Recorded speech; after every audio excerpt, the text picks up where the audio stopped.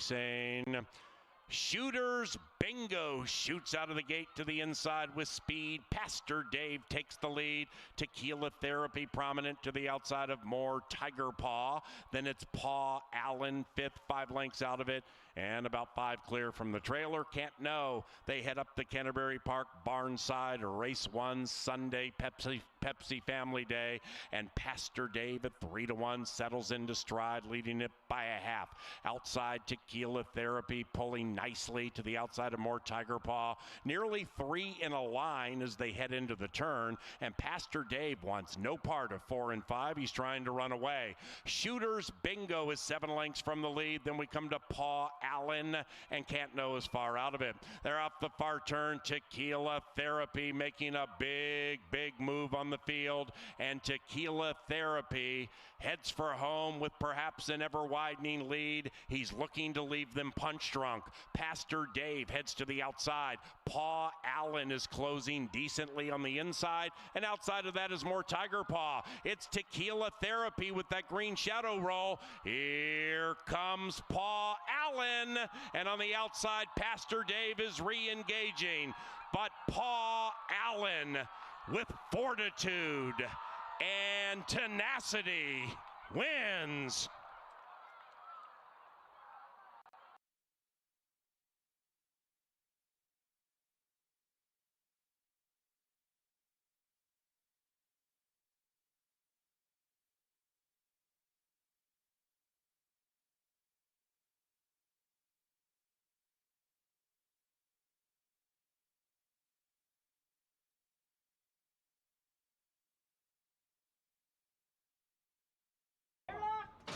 And they're racing. All 4 came off as 1. Ellen Canto at 2-1 flashes speed. Outside of Ellen Canto is first Tequila. That one is now second to the inside of Argent for Cars. The riders looking to sweep the early double. Classy Empire is last and 5 lengths behind Ellen Canto. And Ellen Canto with a robust lead in the early stages, and it's ever widening. It's Ellen Canto by 5, striding along sweetly. Classy Empire takes up the running in second and senses a warning call. It is Ellen Canto by 5. Classy Empire at 2-1, making up ground stride by stride, interestingly, after that first Tequila and Argent for Cars. And now they head for home, and Ellen Canto is in deep water, and Classy Empire has taken the lead inside the final 220. Classy Empire, roused to the lead by Felipe Valdez, takes the lead and runs away. Classy Empire prevails.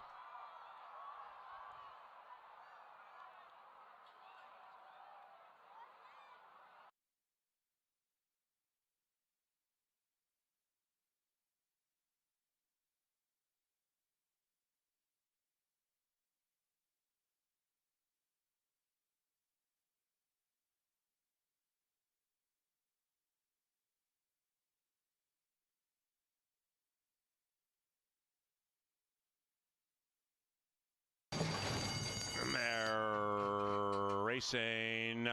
JJ's Wildcat, very fast on the inside. Oink is showing speed, and Oink is right up there on the lead. Outside of that, begging for trouble. Then we come to Got Ghosted in the clear, 5 lengths behind the new leader, Oink, who's looking to hog up all of the purse in race 3. Then we come back to Daxa Dreaming, beginning to roll in about 6-7 lengths out of it, and that one is back there now with Begging for Trouble. Meanwhile, Oink continues to stride along with the lead, and they have a half mile to go, and it's Oink who's clear. Begging for Trouble has re-emerged into second. Outside of that, Got Ghosted, and now they're beginning to team up on Oink, and Oink on the inside, attacked by Begging for Trouble. Got Ghosted is third to the outside of Daxa Dreaming. After that, JJ's Wildcat, and Begging for Trouble is begging for all the money. Begging for Trouble takes the lead from Oink, and they're in tightly at the top of the stretch. Daxa Dreaming at 15-1, looking to be a pick 5 separator. Daxa Dreaming takes the lead and runs away. Daxa Dreaming at 15-1 puts away the even money Begging for Trouble. Dax A-Dreaming has given the other four nightmares.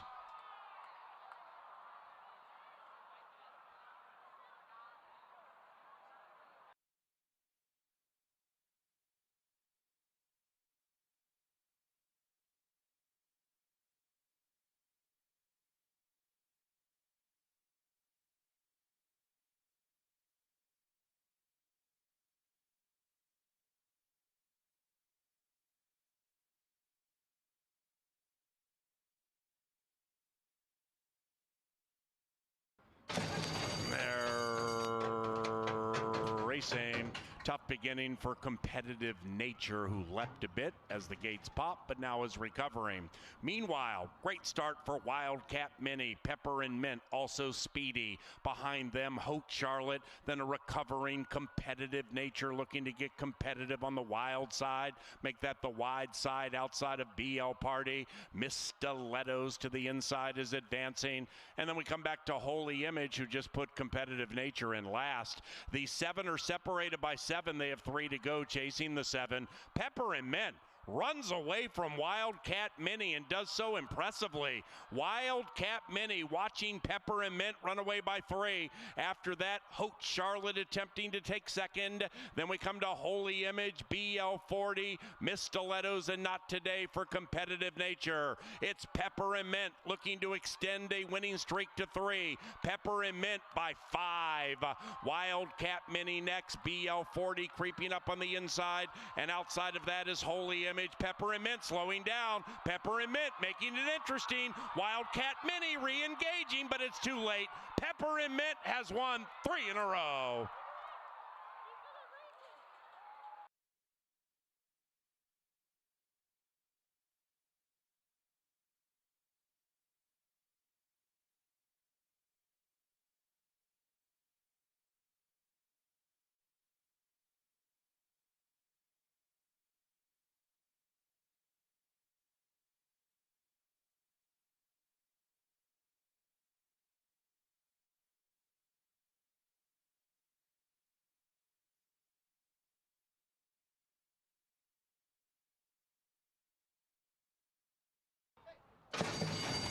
And they're racing. Very, very slow beginning for Thunderkin. Great beginning for Sky Raven to the inside of Little Bit Tipsy. Barb's Dream Come True.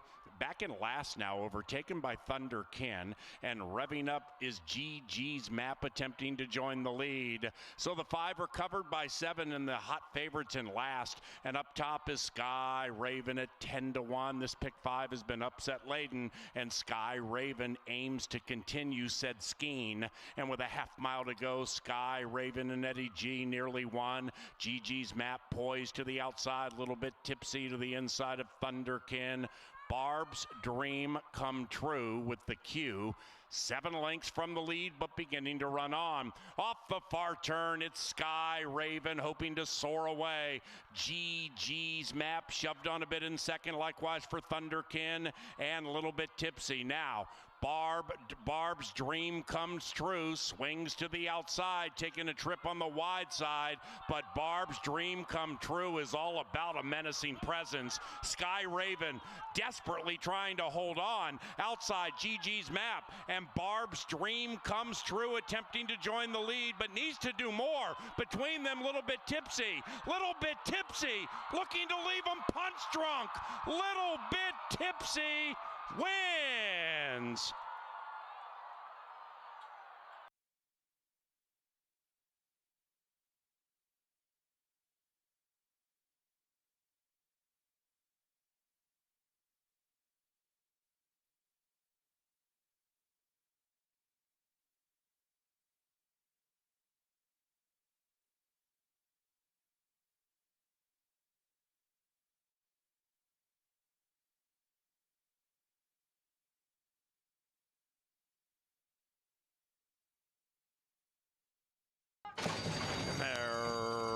Racing. Number 8, Baj stumbled badly shortly after the start.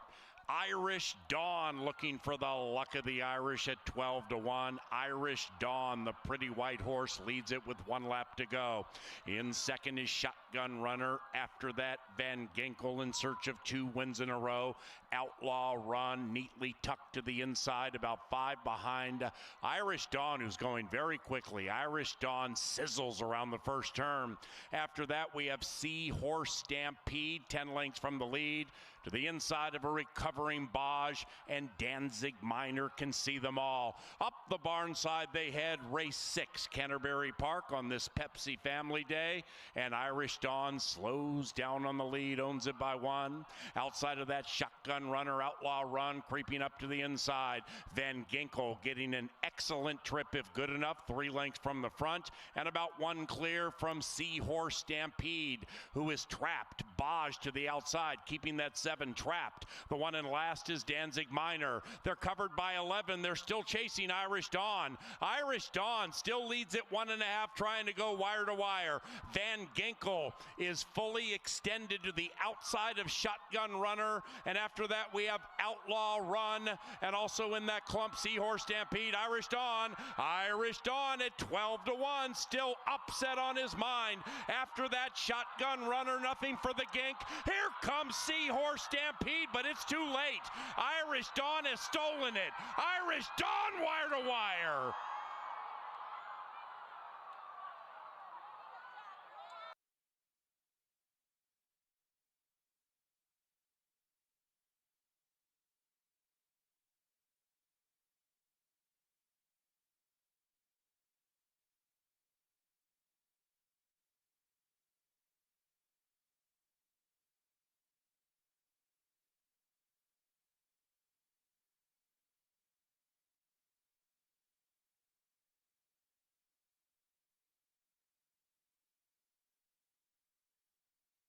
Here come the baby girls, and they're off.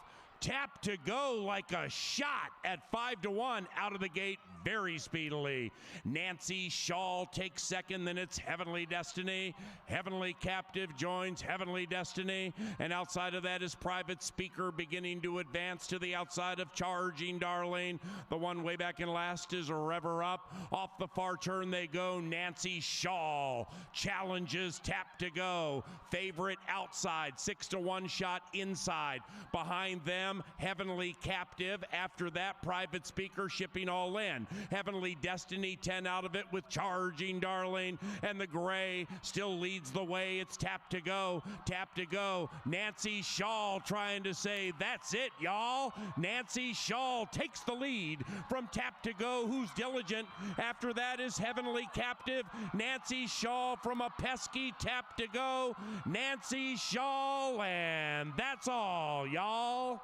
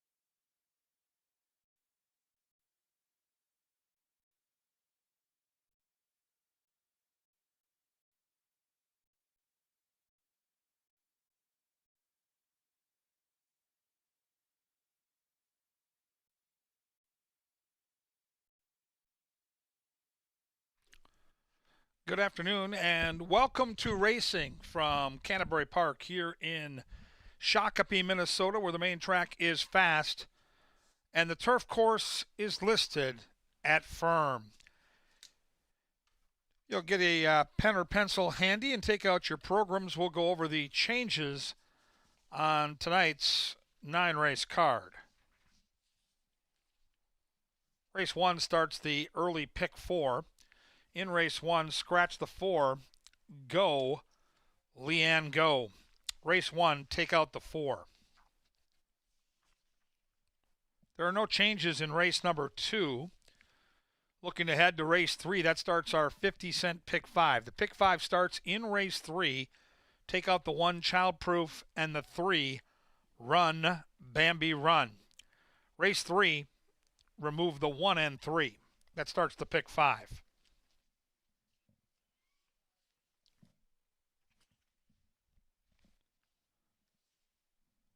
Race 4 starts the late pick 4. Late pick 4, races 4, 5, 6, and 7. Take out the 2, Wellswort. Race 4, remove the 2. Races 5, 6, and 7 offer no changes.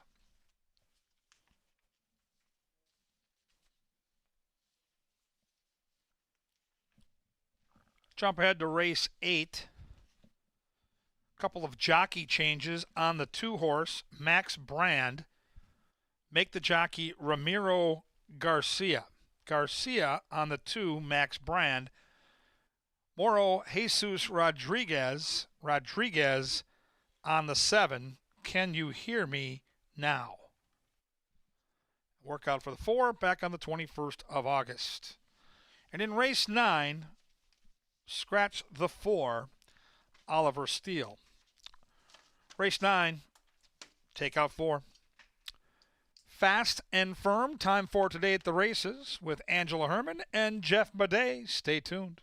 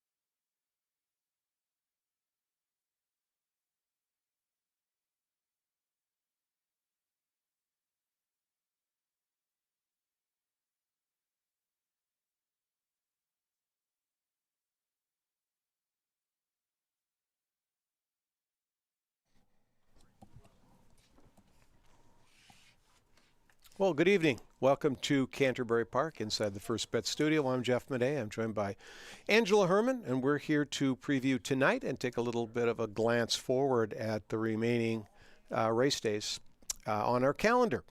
Angela, welcome here to the First Bet Studio. We're ready for the start of a race week, and it's going to be a good one. Yes, it is going to be a 3-day one. Keep that in mind. We are going to race today, Saturday, and Sunday.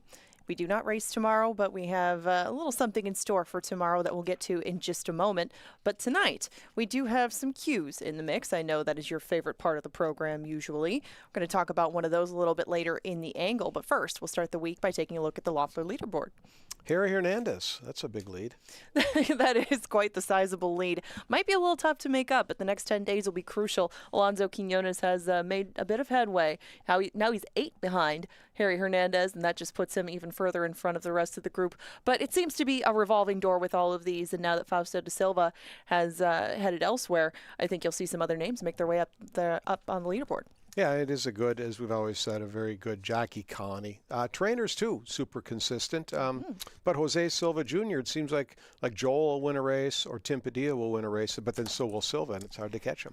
Yeah, it's every time somebody gets within one or two, Jose Silva seems to find a couple of wins in the holster and extends that lead back out. It's like a beautiful front-running ride. As soon as somebody gets up to him, spurts away again. Not sure why I needed to make that noise, but you do see a tie in second among these three, and they have really been in that spot for quite a while. Couple of cool things going on tonight, though, with a trainer and a jockey.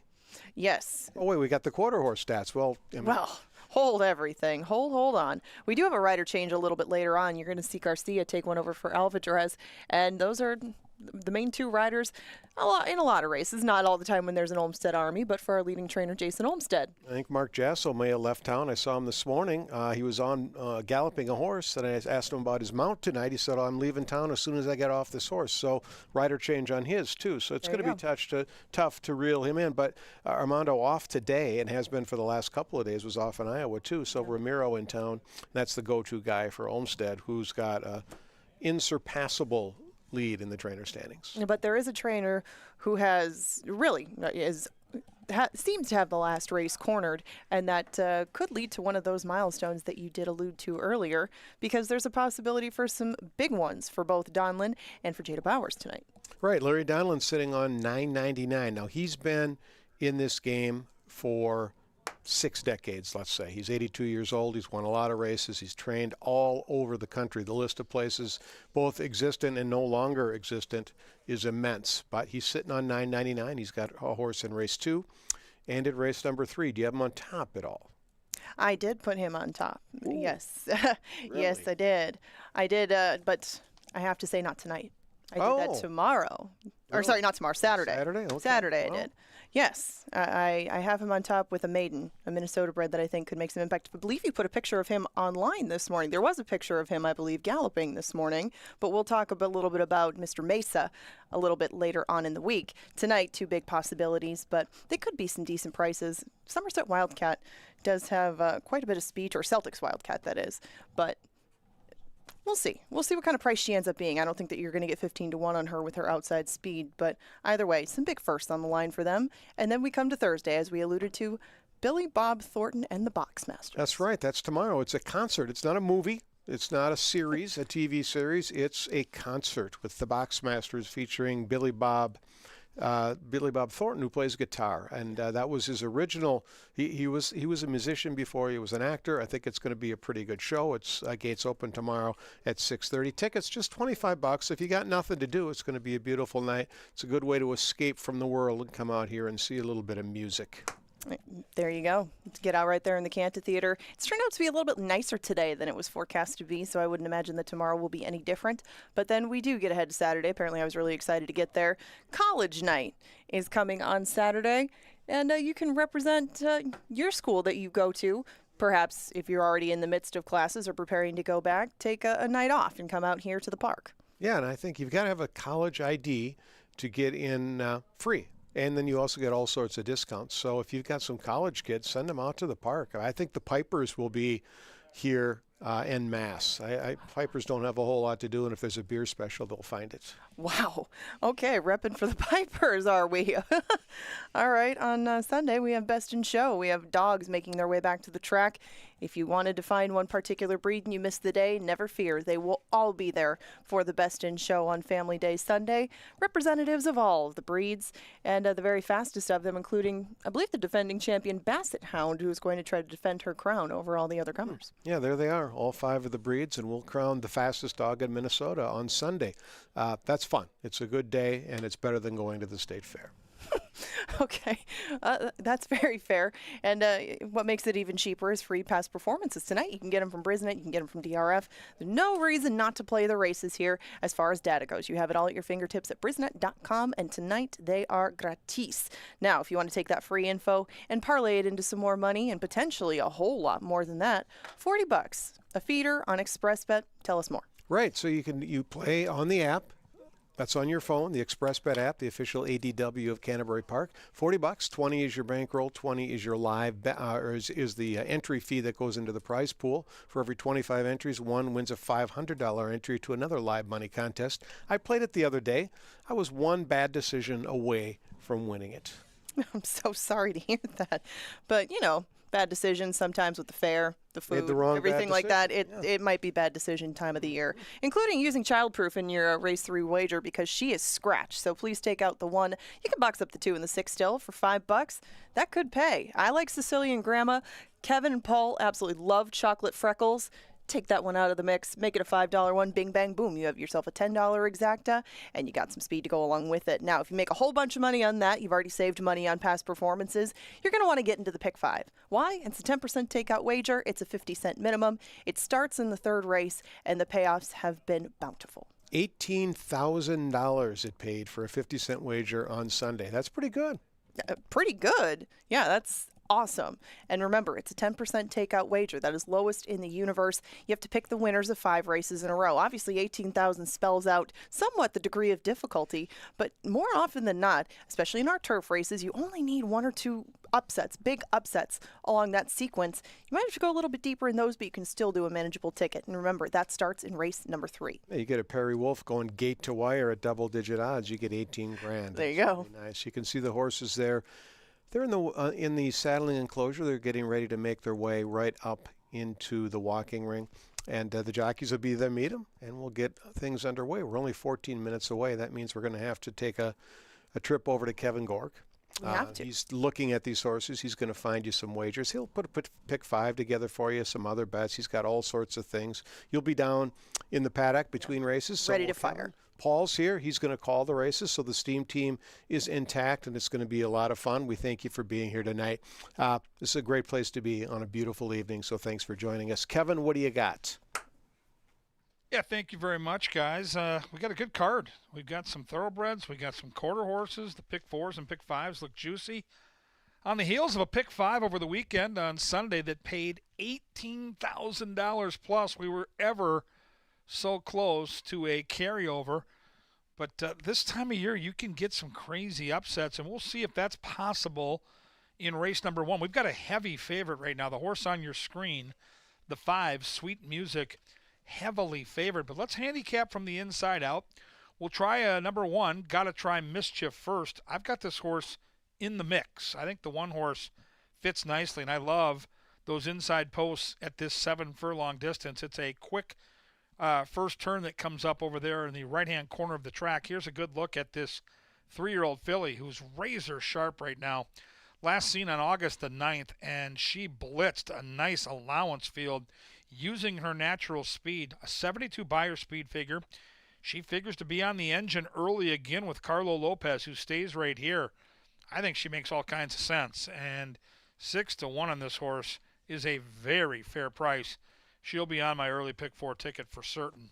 Number 2 is Raven's Quest. Raven's Quest, ridden by the Q. Jose Silva, the conditioner, he's having a banner season at the track. Has natural speed, but she doesn't need the lead. We've seen her sit just off like she did last time in a 6 furlong race.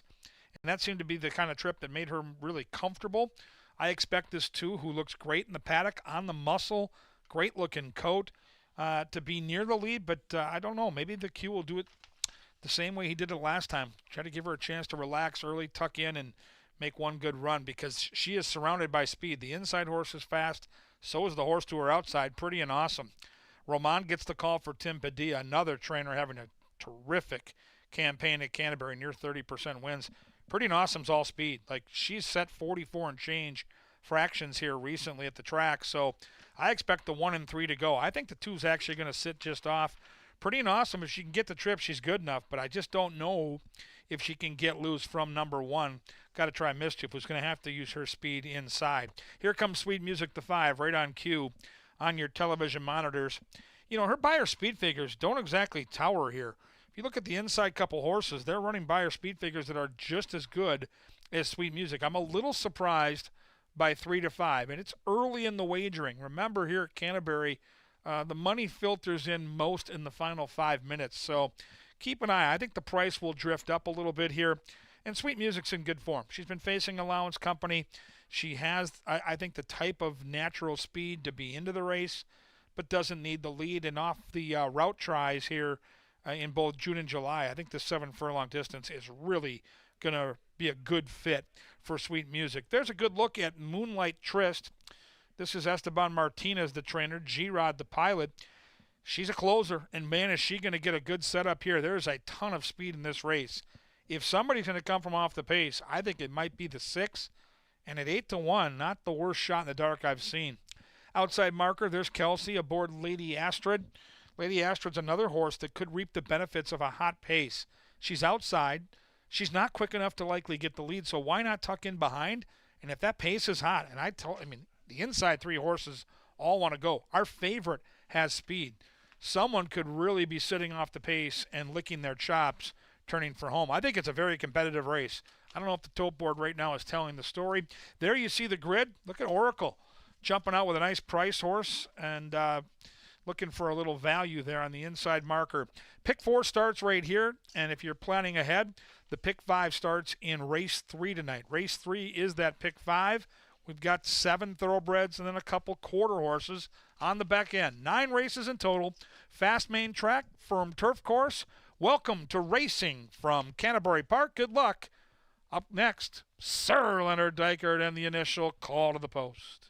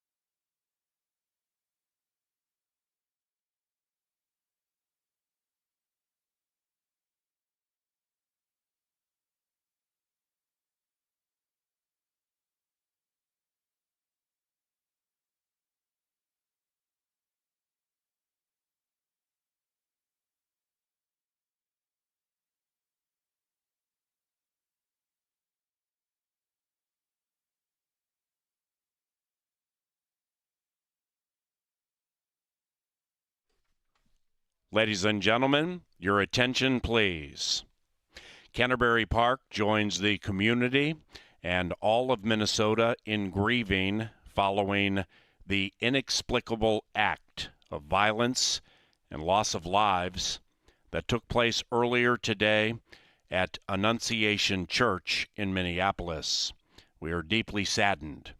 Our hearts are with the victims and their families and all those impacted. We ask that you join in a moment of silence honoring the victims.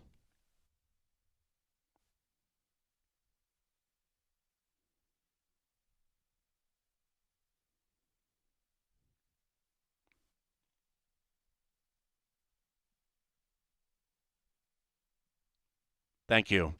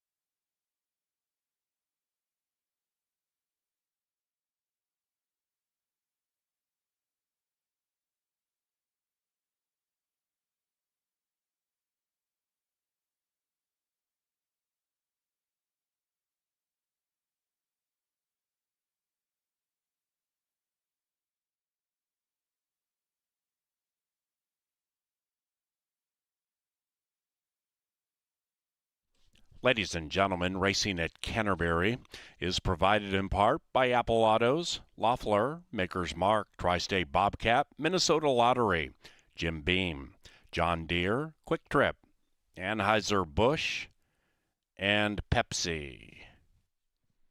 Be to the gate soon.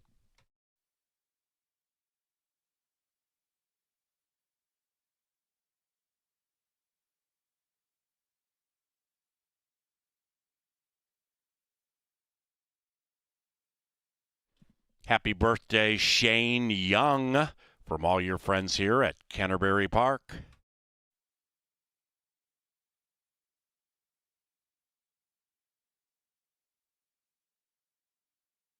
Our featured groups tonight are Partner RE, Aon Annual Outing, Echo Search Group, and Ameriprise Investment Partners.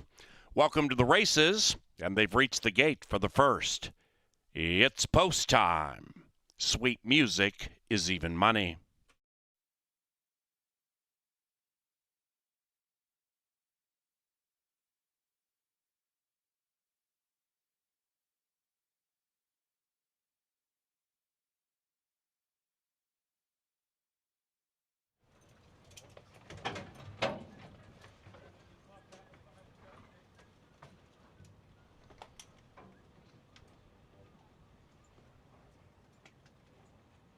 Alrighty, they are moving in line for the first of 9 tonight at Canterbury Park.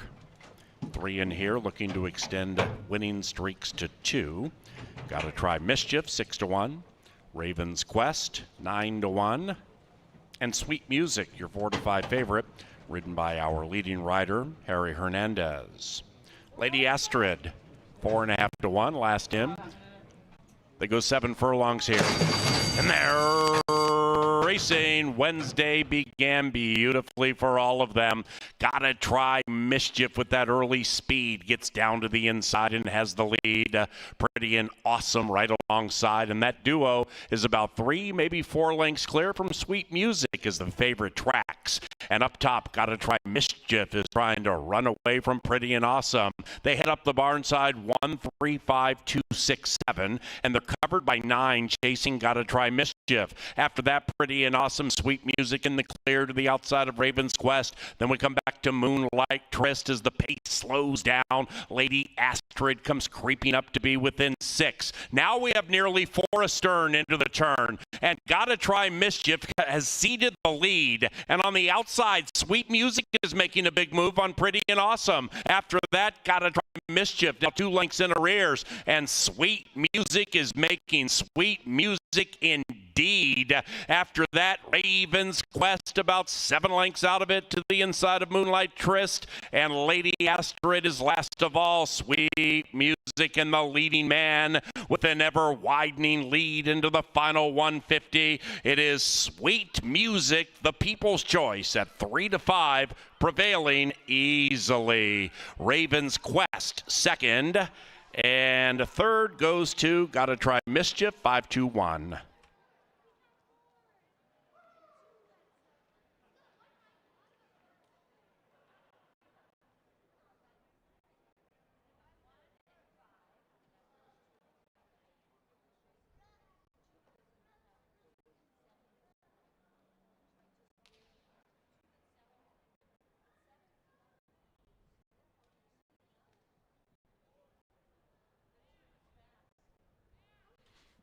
Number 5, Sweet Music. First. It is 5-2-1-7 in 124.59, and those numbers are unofficial. So please hold all tickets.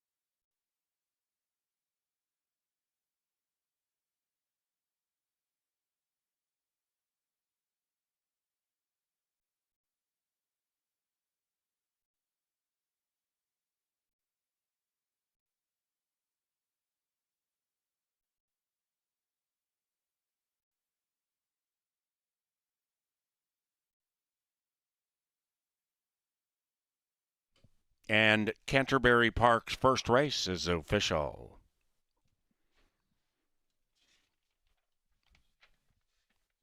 We are on to the second now, and we head to a firm turf course. The rail is at 20 feet. We have no scratches, no rider changes in the second. And race number 2 is provided by Apple Autos, the official vehicle supplier to Canterbury Park, and Comcast Xfinity, where you can learn more at xfinitymobile.com. Race number 2 is just about 20 minutes from now.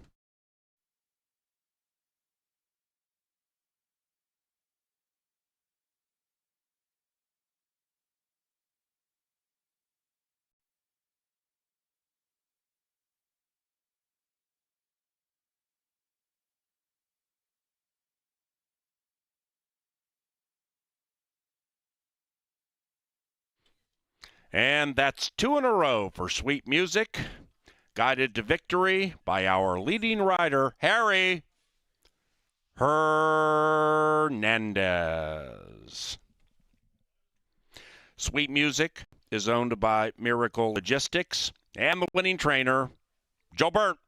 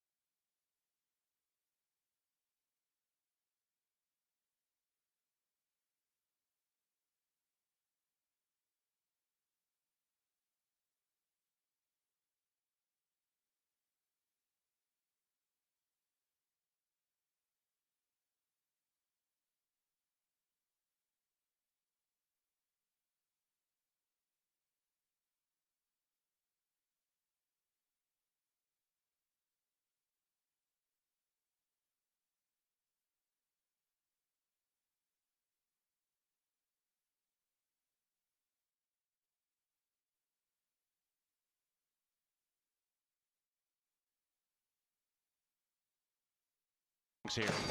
And they're racing. Wednesday began beautifully for all of them. Got to try Mischief with that early speed. Gets down to the inside and has the lead. Pretty and Awesome right alongside. And that duo is about 3, maybe 4 lengths clear from Sweet Music is the favorite tracks. And up top, Got to try Mischief is trying to run away from Pretty and Awesome. They head up the barn side 1, 3, 5, 2, 6, 7. And they're covered by 9 chasing Got to try Mischief. After that, Pretty and Awesome, Sweet Music in the clear to the outside of Raven's Quest. Then we come back to Moonlight Tryst as the pace slows down. Lady Astrid comes creeping up to be within 6. Now we have nearly Forest Stern into the turn. And Got to try Mischief has ceded the lead. And on the outside, Sweet Music is making a big move on Pretty and Awesome. After that, Got to try Mischief. Now 2 lengths in arrears. And Sweet Music is making Sweet Music indeed. After that, Raven's Quest about 7 lengths out of it to the inside of Moonlight Tryst.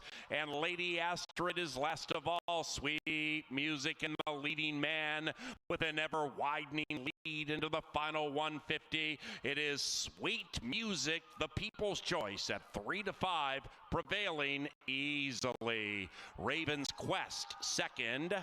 And third goes to Got to try Mischief, 5-2-1.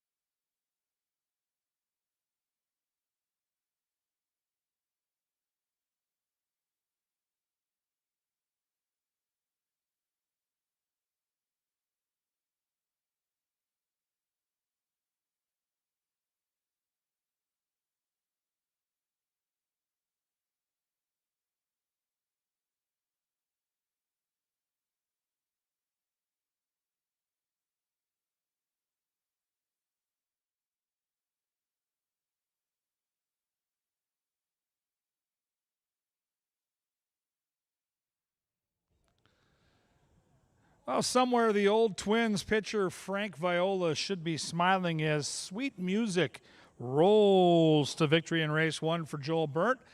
Top jockey is Harry Hernandez here at the park, and he Cadillac'd his way into the winner's circle to start the procession out.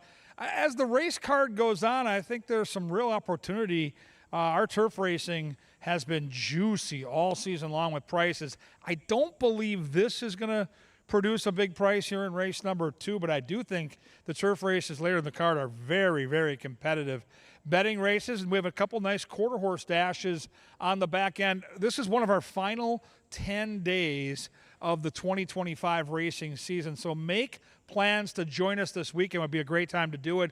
It's Labor Day weekend. Saturday we go at 5 o'clock. Sunday, oh my goodness, the Bark in the Park, the wonder of it all the champion breeds, all the doggies like the Wiener Dogs, the Basset Hounds, the Doodles, they're all coming back. The best of the best will battle. That's Sunday. It's going to be unbelievably fun, and we can't wait to show you how that plays out. Now, here in race 2, it's a smaller field. It's a compact field, but I thought a very competitive race. 5 furlongs the distance. Number 1 is the good-looking gray, Factor That. And after trying route races over and over again and showing speed and getting a little fatigued, I think they're figuring out that this horse is a pretty nice little sprinter. Beat $25,000 claimers last time and did it pretty easily at 2-1. Now, the inside post is probably going to force the hand of Alonso Quinones, but Factor That certainly is in good form right now. Fernie just walked in the door, and you know what? That tells me that a Rose and Wine is probably live. That's all a part of Hazel Farm for Mikey Beeler. Constantino Roman's the pilot.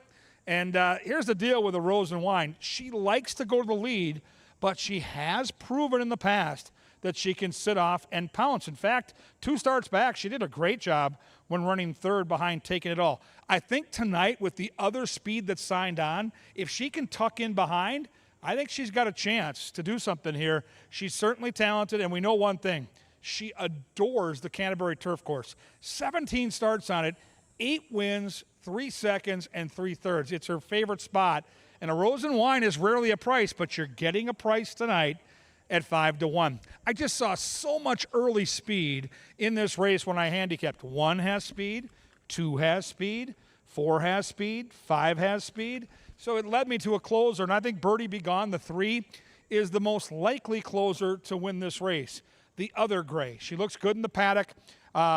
Pony Up Racing Stables, good friends of mine. They've got a nice crowd here, led by Teddy Gravalis. It's one of those spots where if you could handpick a spot for a closer, this would be it, because there's just a ton of speed signed on. She'll have to run a race. There just isn't a lot of room for error in this one. It's a very talented group of horses, but if they go quick early, watch for the 3 to be rolling late. Number 4 is in the vault. Delorme gets the call for my dear friend Troy Bethke. Claimed 2 back, has some natural speed. The turf bloodlines are there too, so an interesting outsider at 12-1. What do you do with Feather in the Wind? Man, can she fly out of the gate. How about the bettors here? 6-1 morning line, set by a professional, and they bet this horse down to 2-1. She literally is so fast out of the gate. We'll see if Feather in the Wind can run like the wind. She's making a really nice impression down here in the paddock. She's on her toes. She's got a great-looking coat. And up on the outside, Larry Donlan, Shack stateside. Trainer sitting on win number 1,000 with his next. The turf doctor, Jermaine Bridgemahan, in the saddle. And another horse like Birdie Be Gone, who figures to sit off the speed and try to come get the money late. All 6 in here have a legitimate shot at victory, which makes your challenge that much steeper. What can you do? You got to put your money where your mind is, fans. A wonderful betting opportunity. 5 furlongs, fillies and mares, race number 2. They're going to be at the gate in around 8, and then they're going to get it on.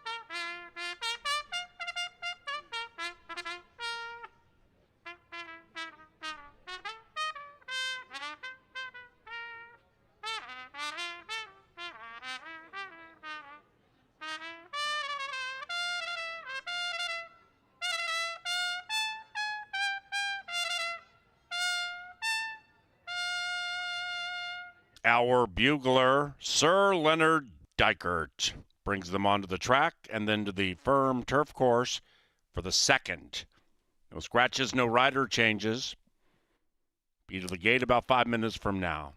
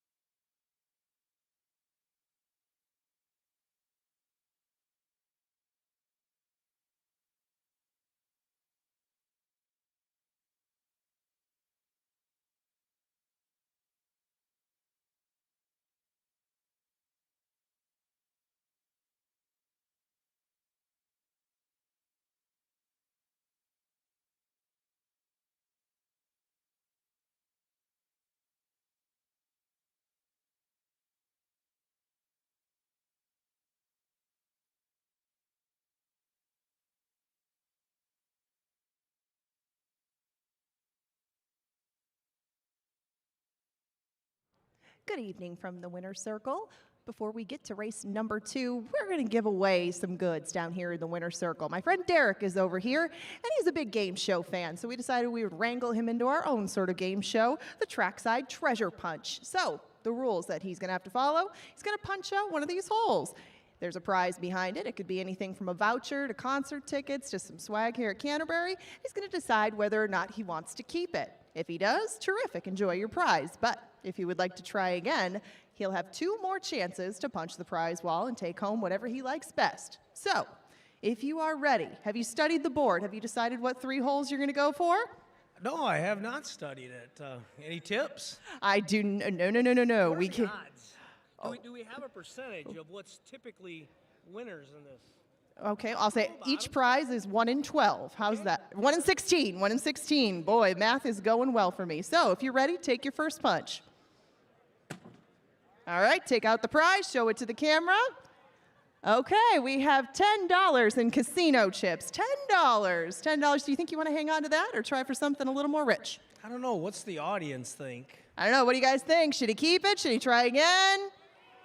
Okay, you're getting a lot of try agains. Hand that one off. Study that board. Okay, take it out. What do you got? Okay, some lottery tickets. $25 worth of lottery tickets from the Minnesota State Lottery. Okay, you have one more shot maybe after this. Do you keep it or do you pass it? I've never had a lot of luck with the lottery, so I think I'm going to roll again. Okay, rolling the dice. Here he goes. Derek, you have one more shot at that board. Okay, and a drawstring bag is what you come up with.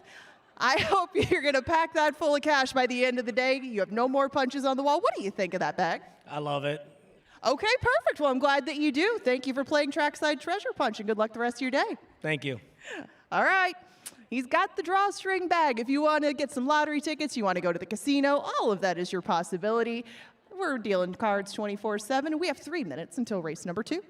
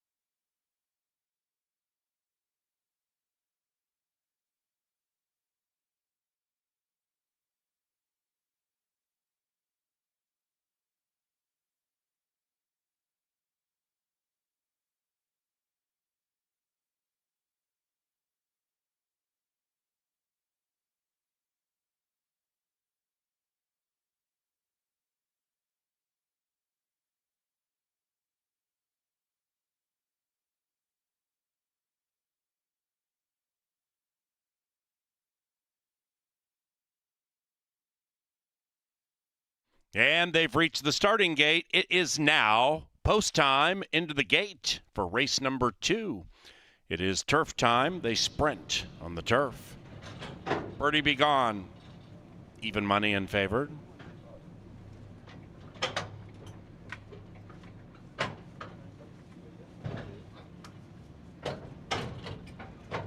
Factor that, and a Rose and Wine. A couple of Minnesotans looking to win 2 in a row. In the Vault has gone in. Feather in the Wind, along with Birdie Be Gone. Shack Stateside is in.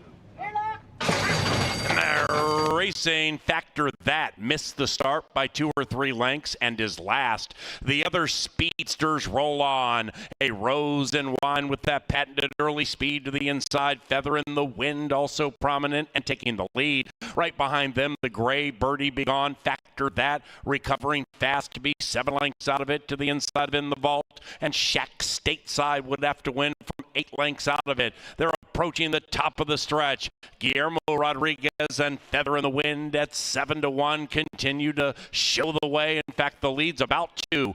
Birdie Be Gone is next to the outside of a Rose and Wine. Then it's Factor that. Outside of that is In the Vault. Birdie Be Gone trying to run down Feather in the Wind. Inside a Rose and Wine. Factor that. Despite the bad start, about 3 out of it. Birdie Be Gone spreads the wings and flies away. Birdie Be Gone at 4-5 with a burst and a victory.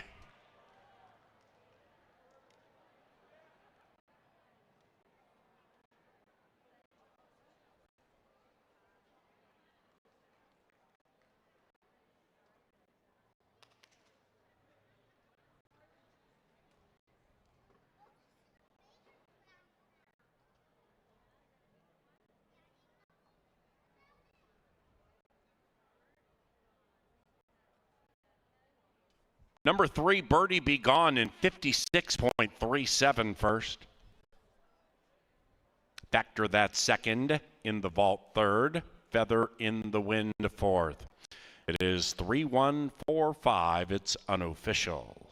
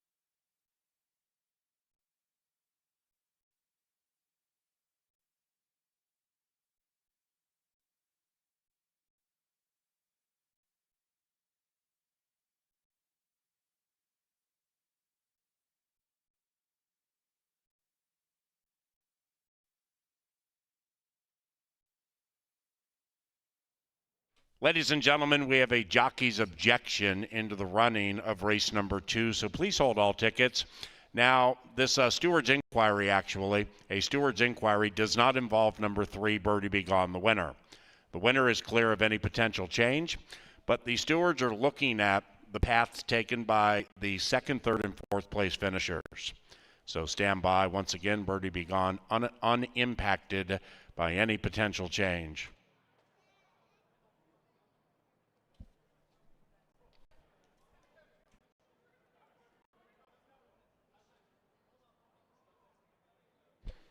Also, ladies and gentlemen, trainer Troy Bethke has lodged a trainer's claim of foul. He trains number 4 In the Vault, claiming he was fouled in the Vault by Factor that, number 1, the runner-up, and cost a better placing. The stewards also are putting number 5, Feather in the Wind, in the mix. And on TV monitors, you can see the steward's angle coming down the lane. Birdie Be Gone, unaffected by any potential change, is the gray. Feather in the Wind, number 5, has the white shadow roll on the lead. In the Vault, farthest left on TV monitors with factor that, the gray with the rider possessing the red helmet cover. So the stewards are taking a peek at the stretch run. Meanwhile, Birdie Be Gone is in the winner's circle. Back-to-back victories for Harry Hernandez. Birdie Be Gone is owned by Teddy G's Pony Up Racing. And the winning trainer, Mike Beeler. Birdie Be Gone is a 7-year-old gray mare by Wilburn out of Blue Jean Song, bred in Minnesota by Eric and Mary Von Segern. Steward's inquiry, trainer's objection involving 1, 4, and 5.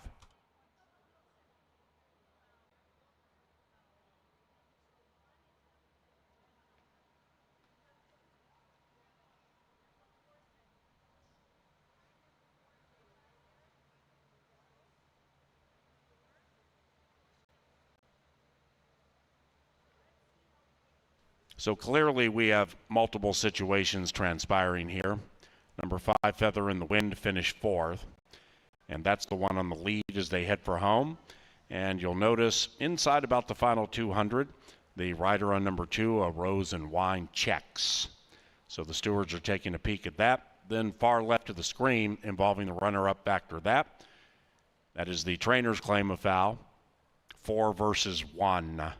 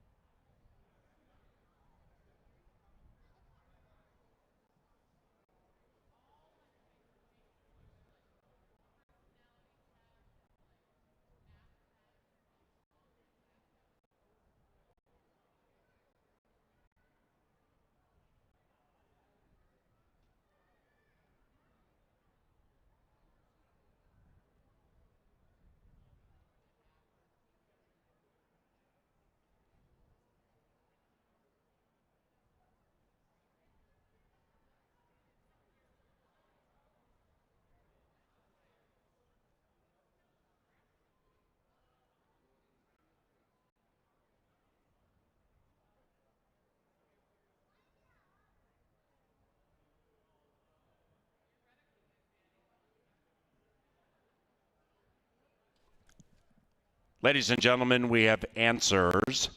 First, number 5, Feather in the Wind, has been disqualified from 4th and placed 5th for interfering with and or cutting off number 2, A Rose and Wine, causing the mare to lose all of her action and finish behind Feather in the Wind. So the top 4 will be 3, 1, 4, 2.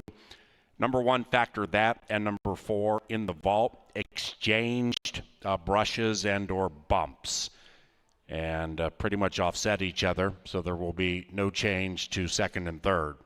It's 3, 1, 4, 2 to be official shortly.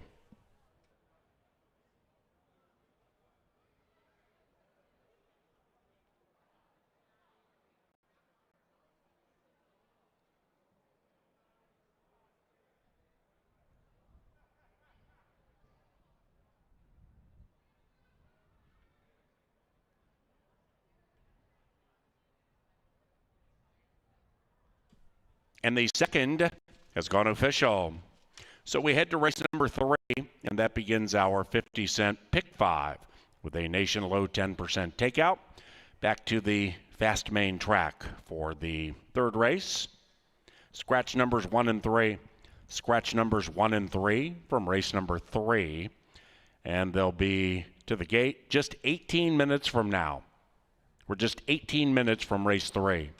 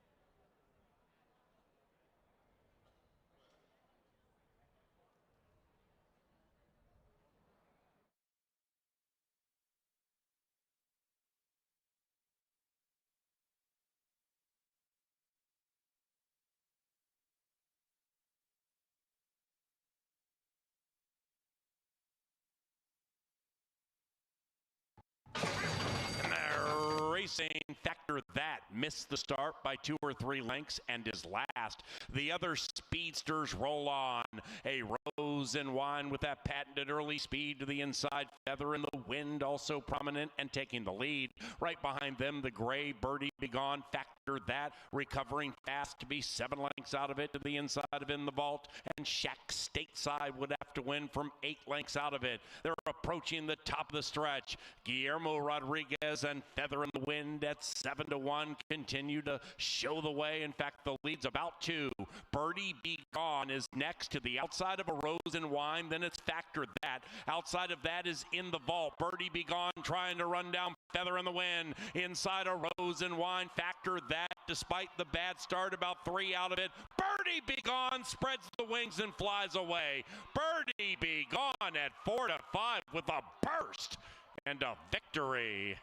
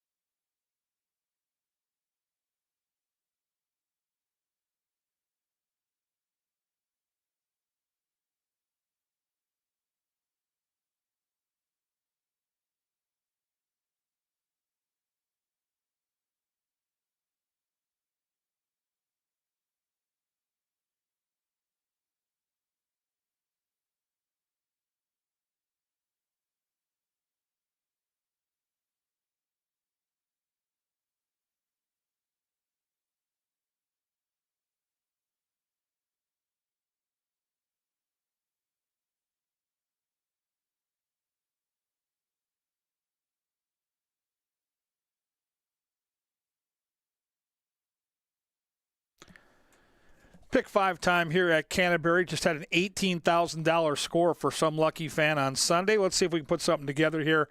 My ticket's $54. It starts here in race 3 with the 2, 6, and 8. I think the 2 goes favored. I think the 6 goes loose. Actually, I think the 6 wins this race, but I'm going to use 3 horses. Race 4, turf race, a humdinger. I'm on the 1, Supreme Dominance, who's 5-1. I'm going to use the 1, 4, and 6 in a very difficult 4th race. 5th race, I think it's a 2-horse race. So Thrilling and Island Bender. I've got the Bender on top. I'll use 3 and 4 in the 5th. In the 6th, I'll go buckle my shoe with the 1 and 2. Dear Santa, the power play. I'll get to him momentarily. And to close out the pick 5, I wanted some depth in race 7. It's a good race. I'll use the 1, the 4, and the 5. My top pick, the 1, Street Humor, is 8-1. 2, 6, 8 with 1, 4, 6 with 3, 4 with 1, 2 with 1, 4, and 5. That's a $54 ticket that I have put together. You can modify mine, you can build your own.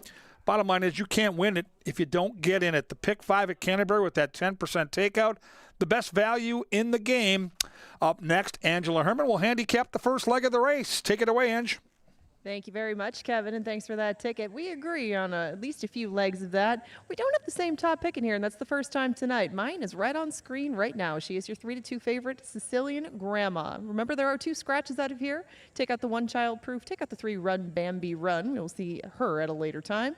But the one between those 2, Sicilian Grandma, is looking for a slight rebound. She comes off a 4th place finish doing exactly this sort of thing. These are $4,000 types. And Sicilian Grandma did not break that day. She broke dead last in that group. And even though she managed to pass a couple of horses, it just wasn't her kind of trip. I'm going to give her that one, dismiss it from the bunch, and try to go 3 back to that one on June 15th. That was against a similar sort of group. She was just off the pace that day, but she and Leslie Mawing should be able to save ground in here, push the pace along, and I think get a pretty similar trip to the one that found her in the winner's circle for a 5th time. Now we skip to Dance Me to the End of Love to her outside because of the scratch of Run Bambi Run. This one should be coming from off the pace. Don't know how much there's really going to be in front of her, but her 2 sprint races up here were pretty good. They were both 2nd place finishes, and one turned into not one, but she ran behind 2 track specialists, Mia Baby and Oh Babe, we've seen for quite a while up here. Both of those 2 would take money in this group, and she did make up some ground on them in the lane, just not quite enough to get up. She's 7-2 though, as opposed to 8-5, little more appealing there, but you do get 6-1 on the one immediately to her right, and that's Sweet Amy. Sweet Amy came here with some good races down at Turfway Park. I mean, races that fit in figure-wise and style-wise up here, but Sweet Amy just hasn't shown the same kind of pop on this dirt. She almost got there 2 back, but the problem is if you look through her running lines, you see a lot of bold, and what that means is horses who are also in this race. Sicilian Grandma, Chocolate Freckles, all kinds of competition that she has seen before, and she needs to find a way to make up a little ground on a few of them. The 6 Chocolate Freckles is both the choice of Kevin Gorg and Paul Allen.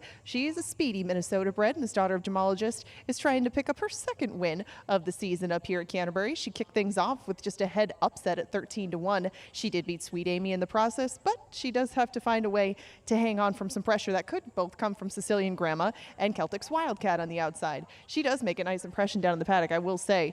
Warrior Lady right behind her comes from pretty far off the pace, and she's also cutting back. Would not be surprised to see this mare trailing early on, as Warrior Lady, again, has been pretty far back in some 2-turn races. I think if you put her at this distance, she's got them all to run down, but we'll see what kind of pace develops. And the key to that really could be the outside filly, Celtic's Wildcat. She won 2 starts ago in Nebraska, but up here she hasn't had quite the same speed, and that's always been her modus operandi. She likes to take these fields all the way on the front end. We'll see if she can do it on the outside. At least you know she'll be out of traffic trouble. And right now, this filly is 11-1.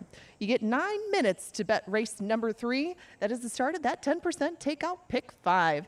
If the pick 5 is not for you, it should be though. Pick 3s, doubles, exactas, tries, and 10-cent supers are all on the wagering menu. Your favorite is on the rail, and I'll go with her, Sicilian Grandma. Stay tuned, get by one of those monitors. As Kevin alluded to, the power play is coming up and coming at you next.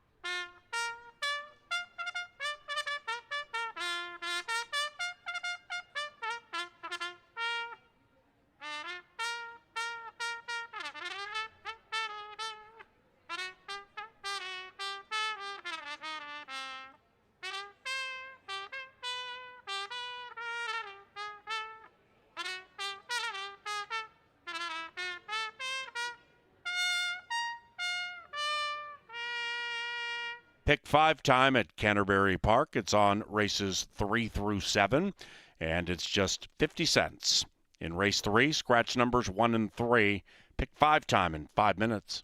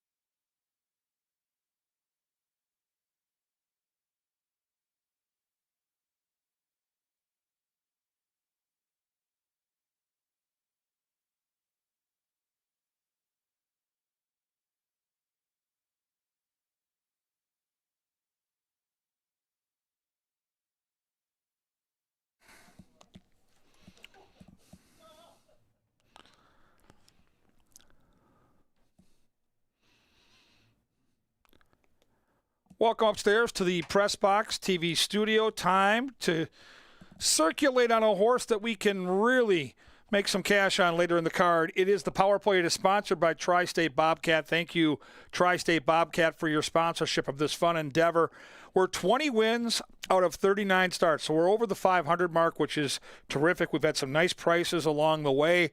Dear Santa, probably going to be a little bit of a lower price. Let's look at the particulars, and I'll start here. Really good numbers on the turf, 14 starts, 9 for 14 in the top 3. Soft turf last time and really had to go fast early. Sub 24 opening quarter mile, and this is a horse that was competitive down at Tampa. We've always talked about Tampa shippers on our turf for years. Chad Lindsay rode the horse in Florida, riding the horse here, stays on the horse tonight. And let's go back and watch, because the winner, Robo, here was well meant on a class drop and even money.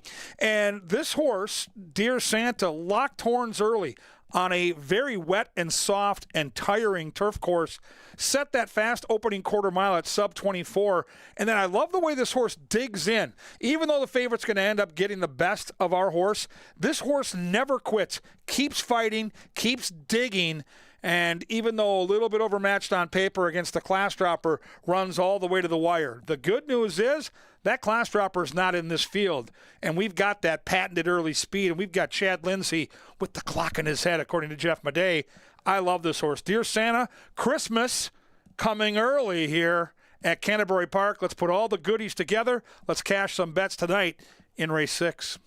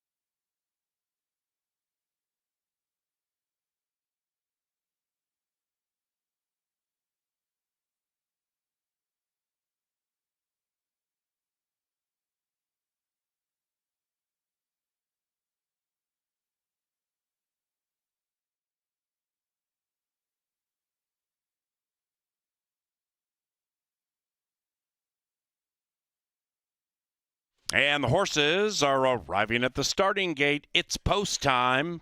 Into the gate for the Canterbury Park Pick 5. Sicilian Grandma is favored at 7-5.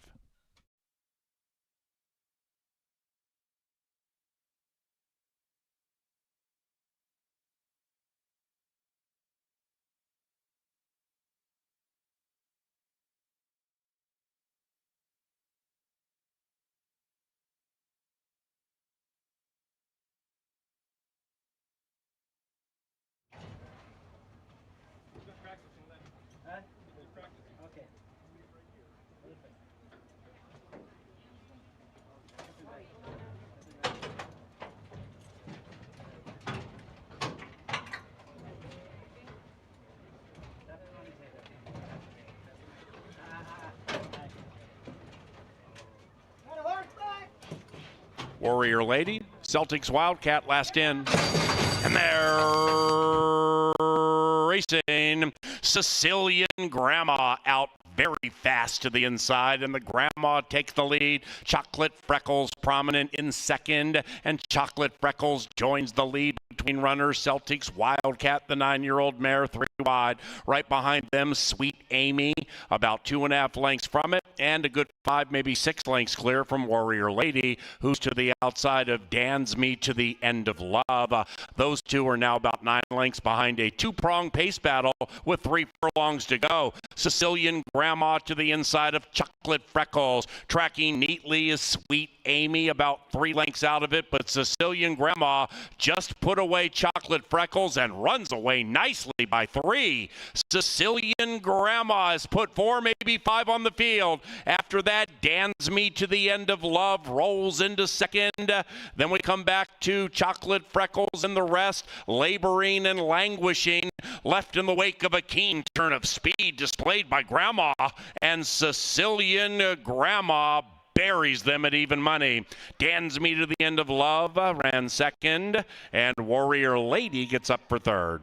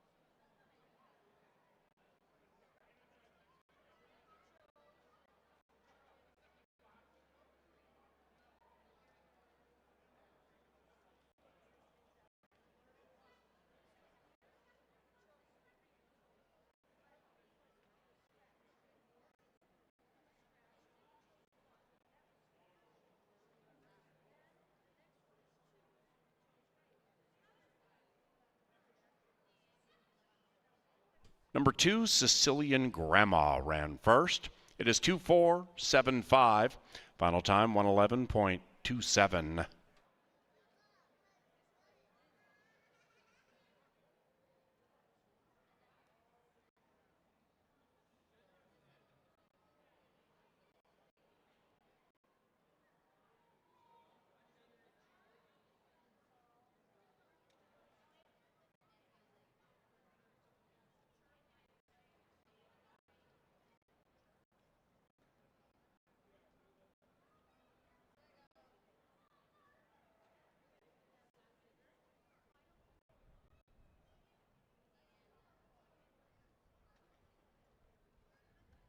The third race is official. On to the fourth race, beginning a pick 4 on races 4 through 7. Firm turf course, the rail is 20 feet out. And scratch number 2, Wellsworth. Race number 4 is provided in part by Jim Beam Bourbon, Elegant, Smooth, Refined, and Busch Light, a proud sponsor of racing at Canterbury Park. Race number 4 is just about 20 minutes from now.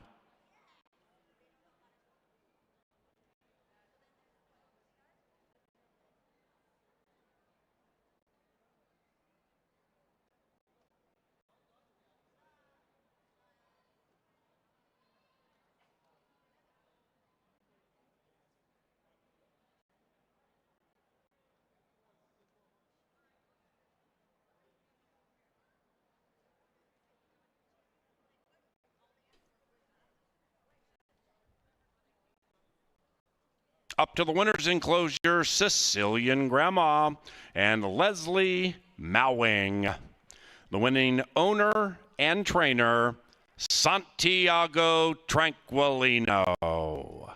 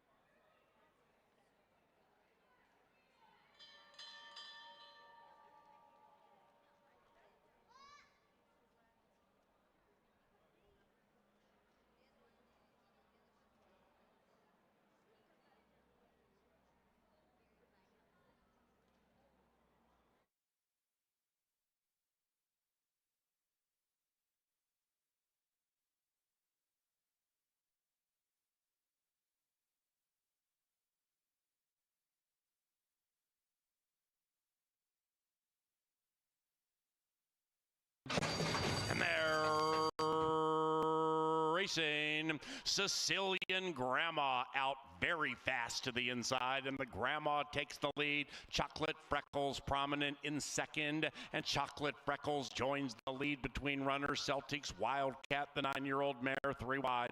Right behind them, Sweet Amy, about 2.5 lengths from it, and a good 5, maybe 6 lengths clear from Warrior Lady, who's to the outside of Dan's Me to the End of Love. Those two are now about 9 lengths behind a 2-prong pace battle with 3 furlongs to go. Sicilian Grandma to the inside of Chocolate Freckles. Tracking neatly is Sweet Amy, about 3 lengths out of it, but Sicilian Grandma just put away Chocolate Freckles and runs away nicely by 3. Sicilian Grandma has put 4, maybe 5 on the field. After that, Dan's Me to the End of Love rolls into second.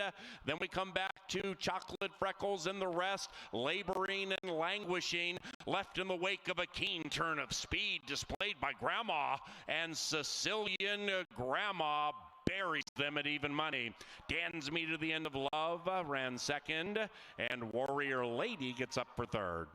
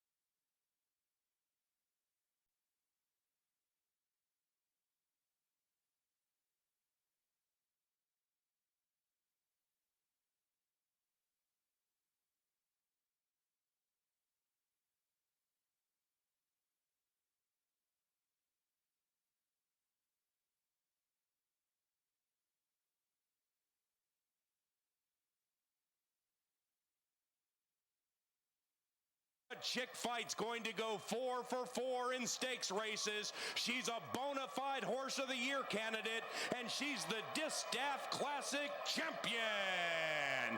Because her Sweet Saint and Rye Eccleberry are the Northern Lights debutante champions. Pay the 3-1. Joni's Justice and Seesaw. Sarah's Son bearing down for the drive, trying to catch Joni's Justice. Joni's Justice, Sarah's Son in time.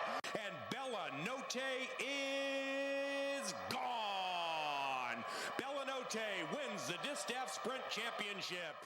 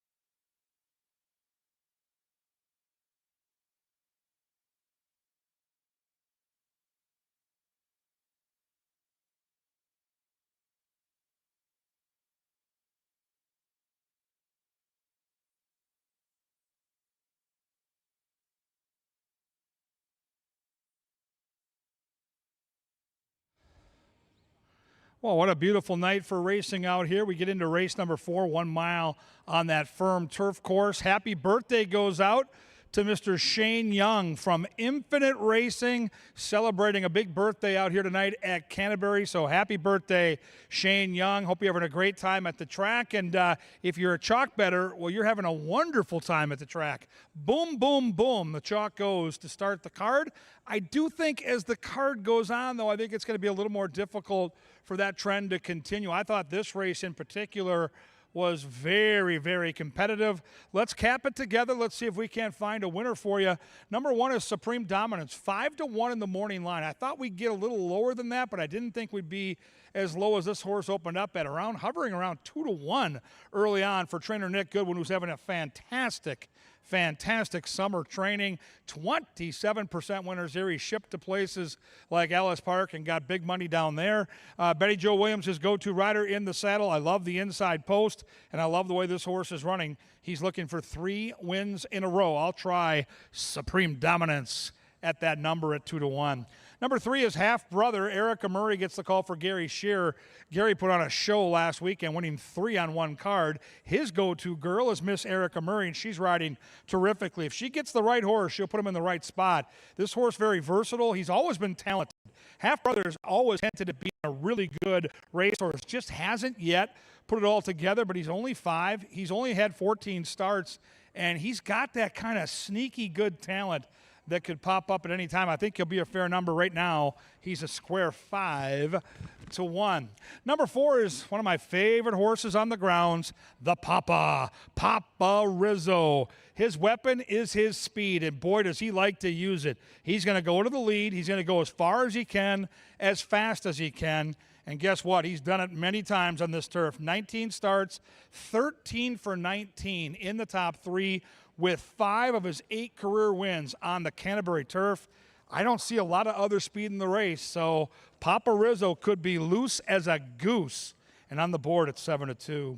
5 is Commissioner Oscar. The Minnesota bred's having a really good season. 3 wins from 6 starts. Now, these are deeper waters, but good to see Lynn Stable out here supporting their favorite gelding in good form, looking for 3 consecutive wins and looking for 4 straight wins on the Canterbury turf. If he just jumps up a little bit, just a little bit higher on the buyer scale. He can get it done, and he's going to get a really good trip. Papa Rizzo should be leading. This horse won't be far behind, and he also loves it here. 6 is Touch of Zen. Constantino Roman gets the call for Ruben Fuentes, and Fuentes is sitting on some wins here in the final 10 days of racing. Look at those numbers. 1 for 29 stands out, but when you look a little deeper, 4 seconds and 5/3. If even a couple of those were winners, he'd be up over 10%. So I think Touch of Zen is the horse to beat. I'm a little surprised this horse isn't favored. By the time the dust settles, I would not be surprised if the 6 ends up going off as the chalk, and he looks like a very ready horse in the paddock. 7 is the Swank. It's Superstar. Swank for Mac Robertson. Eddie G is the pilot. The horse has decent stalking speed and has yet to really do it on the turf. Better form on the dirt. So when Mac Robertson switches, you have to pay attention because Mac's as good as it gets. 8 is Caught Off Guard for Karen Offerman and my dear friend Troy Bethke. Caught Off Guard's got G-Rod in the saddle, and he's got some versatility to him. He has shown speed, but he's also sat off and pounced, and the 8 is a picture in the paddock. Boy, this is one tough race to handicap. If you can hit the trifecta or superfecta here, you could get rich in a hurry. Tough race. Turf racing at Canterbury. Race number 4 coming up and coming at you next.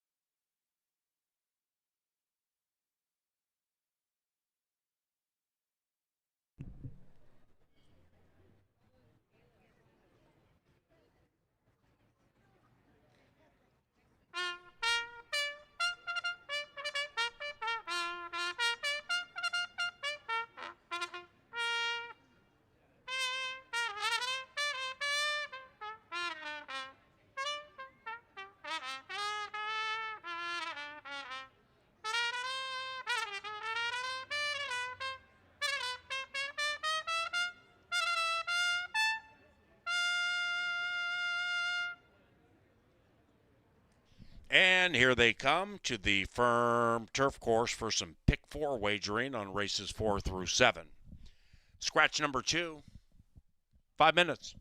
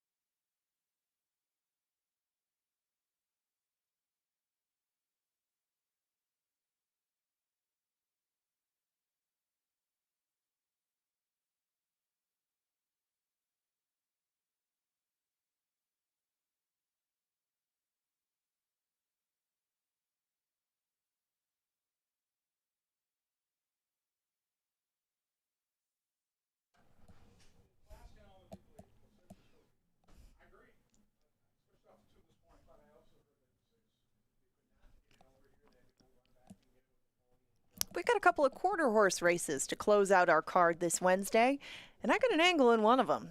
If you're looking for race number 8's winner, I think it's the 4, Baby Got Good at Goodbye. We're going to take a little look at why, because she only has a few starts to her. Now, to begin with, you got to go to drf.com, hit handicapping and PPs, and this page will pop up. Click Wednesday the 27th, and you can get to all of our day's races right here. And in race number 8, that is where we'll find the angle tonight. Her name is Baby Got Good at Goodbye. Now, she only has these 3 starts to her, but if you take a look at the most recent 2, these are stakes types. She ran against not just maidens, but some winners in there, including a sloppy surface in that trial. Now, we'll take a look at that trial because it's better than it looks on paper. She ran 4th that day, but again, it was pretty close at the end. We're going to just take out the final. That's fine. She's still a maiden. We can dismiss that one. Her first start down at Remington Park was going 300 yards, the distance she's going to go tonight. The top 2 finishers were the only 2 with experience in the race, and she lost by less than a length. That's a lot to like about a young horse, but we're going to take a look, like I said, at that trial. Now, this is not a great surface to run on, but she still ran better than it looks on paper. She was beaten a couple of lengths. This is a very nice filly named Hollywood, and Hollywood has taken a lot of money in all the races that she's run up here. This is her on the inside, and you can see she's keeping pace with everybody in the race right up to the line. And even though she finishes 4th, look at how close this gets at the wire. That's barely 4th. That's an angle, and I think that tonight, the 4, Baby Got Good at Goodbye, is going to say goodbye to the maiden ranks.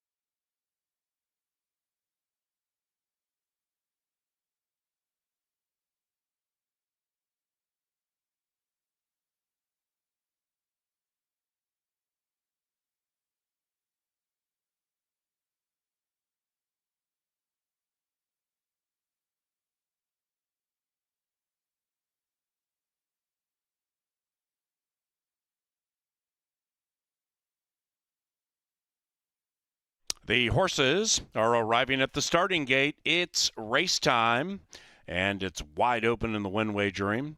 Supreme Dominance, 3-1. Caught Off Guard, 3.5-1.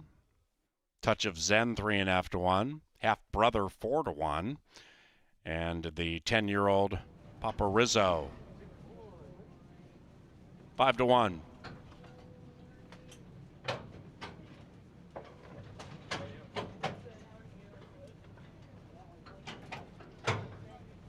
Supreme Dominance, half-brother, Papa Rizzo, Commissioner Oscar, Touch of Zen, Superstar Swank, 17-1, and Caught Off Guard, one of a handful of Minnesotans in the race, in search of the plus part of the purse, and here they are. And they're racing. Superstar Swank was off very, very slowly. Half-brother is full throttle out of the gate. Papa Rizzo, the spry 10-year-old at 9-1, grabs the lead, and it's Papa Rizzo slugging it out now with Touch of Zen. But the veteran wants nothing to do with that gray and is trying to run away. So they head around the first turn, and Papa Rizzo opens up by 1.5. Touch of Zen lays second to the outside of fellow gray. Half-brother to the inside of Caught Off Guard. 2.5 lengths behind that come Missioner Oscar, 5th and 7 out of it. Then we come to Supreme Dominance in search of 3 in a row, beginning to move up. And the slow starting Superstar Swank is last of the cast. Up the barn side they go. CBY Turf, race 4. Papa Rizzo, sole alone on the lead. Papa Rizzo calling the shots by 1.5. Touch of Zen. After that, half-brother sequestered, not asked for run. Caught Off Guard in the new colors right there. 3 lengths from the lead. Papa Rizzo now encountered by Touch of Zen. Touch of Zen makes a move on Papa Rizzo. After that, Superstar Swank running on the wide side. Commissioner Oscar needs to give more, and Supreme Dominance swings to the outside, coming on with a run. And they head for the money. Half-brother makes a giant move on Touch of Zen, but behind that one, Supreme Dominance might be a menacing presence or not. Half-brother kicks clear beautifully. Half-brother at 8-5 beats them all. Supreme Dominance second, and Touch of Zen ran third.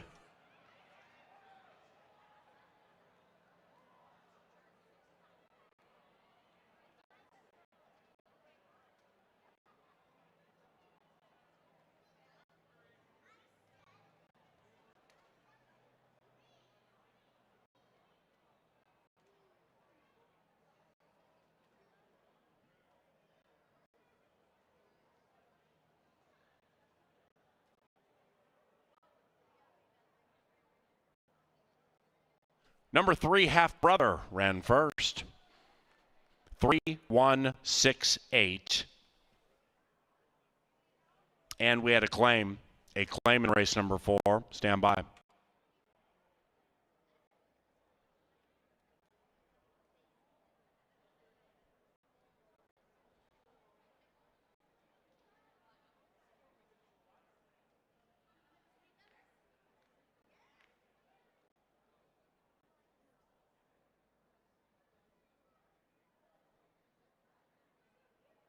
The 4th place finisher, Caught Off Guard, claimed for $20,000.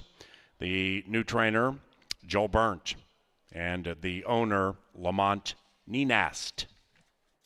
Caught Off Guard heads back to Team Burt for owner Lamont Ninast following a $20,000 claim.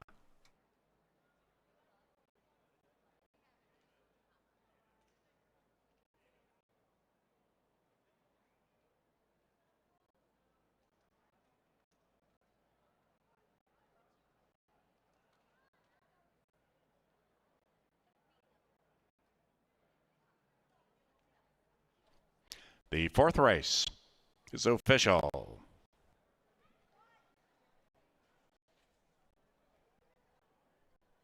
Race number 5 on the fast main track. 21 minutes from now. No scratches, no rider changes in a race provided in part by Pepsi, John Deere, and TouchdownTile.com.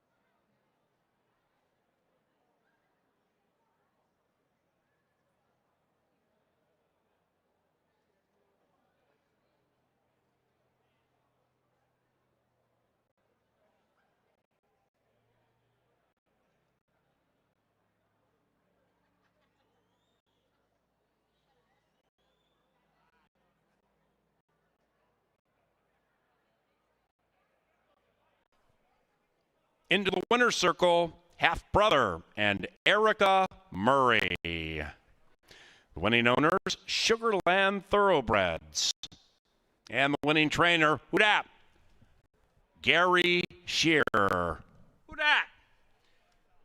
Half-brother is a 5-year-old gray son of Half Hours out of Dana's Lucky Lady. Bred in Minnesota by the winning owners, Sugarland Thoroughbreds. Gary Shearer rings the winner circle bell, meaning at least $100 heads to the Canterbury Park Chapel Ministry, which partners with backside programs to assist grooms and those executing their toil on the backside. Thank you.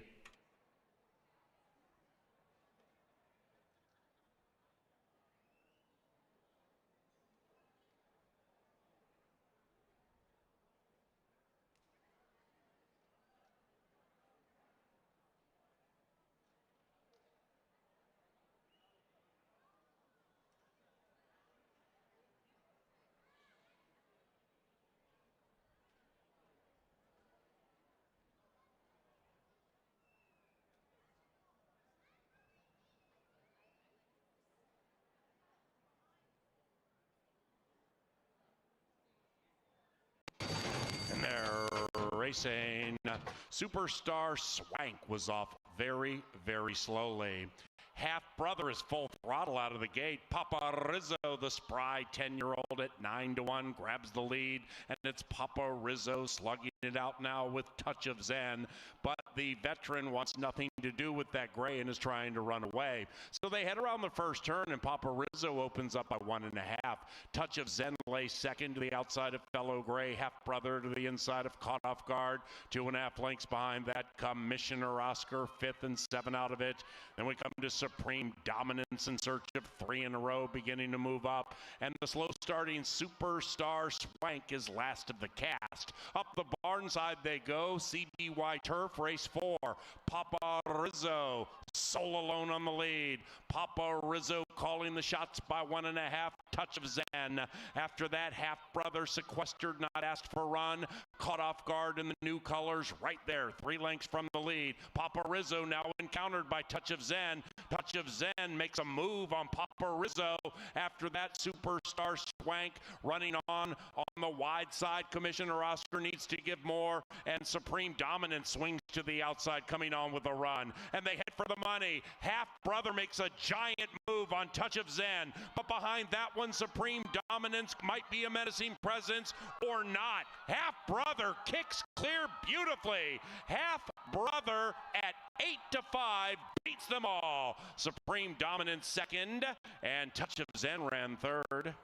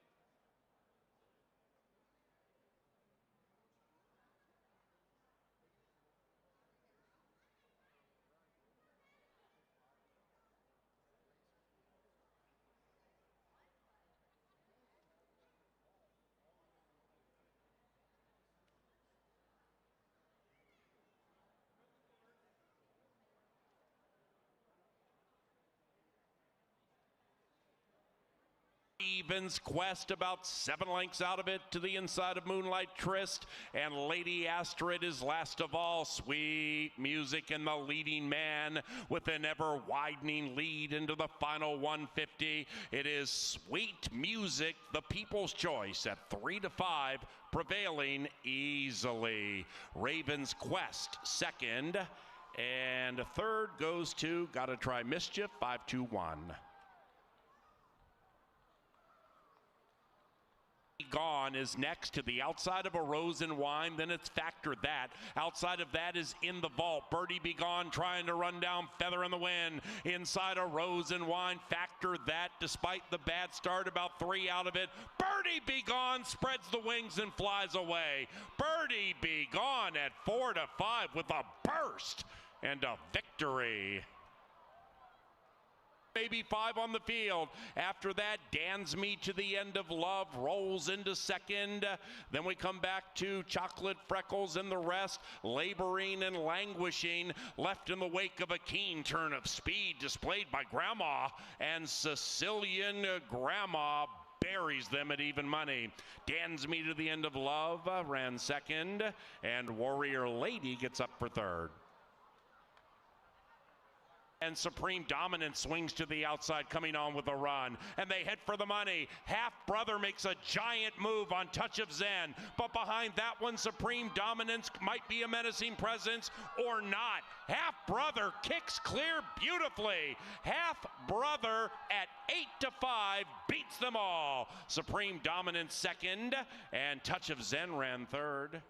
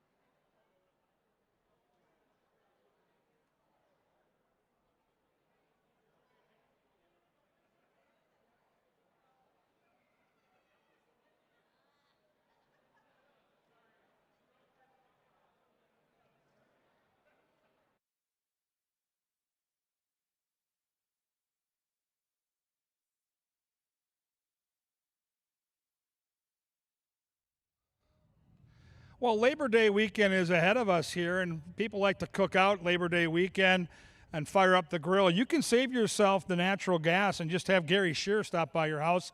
Have him lay on the counter. You can put those steaks right on his head and fry him up. He is so hot right now, and he continues his run. Training wins. His half-brother, super impressive. And as I mentioned in our paddock preview, if you give Erica Murray the right horse, she'll put them in the right spot. Perfect trip by Miss Erica Murray, and way too much racehorse for Half Brother. 5th career win. Horse is always hinted at having big-time talent, and I think good things lie ahead for Half Brother. We move on to the race right in the middle of the card. 4 on the front, 4 on the back, and race 5 in the middle. So lots of great gambling activity still to come here, and let's take a look at the 5th. These are claimers, fillies and mares, traveling 5.5 furlongs.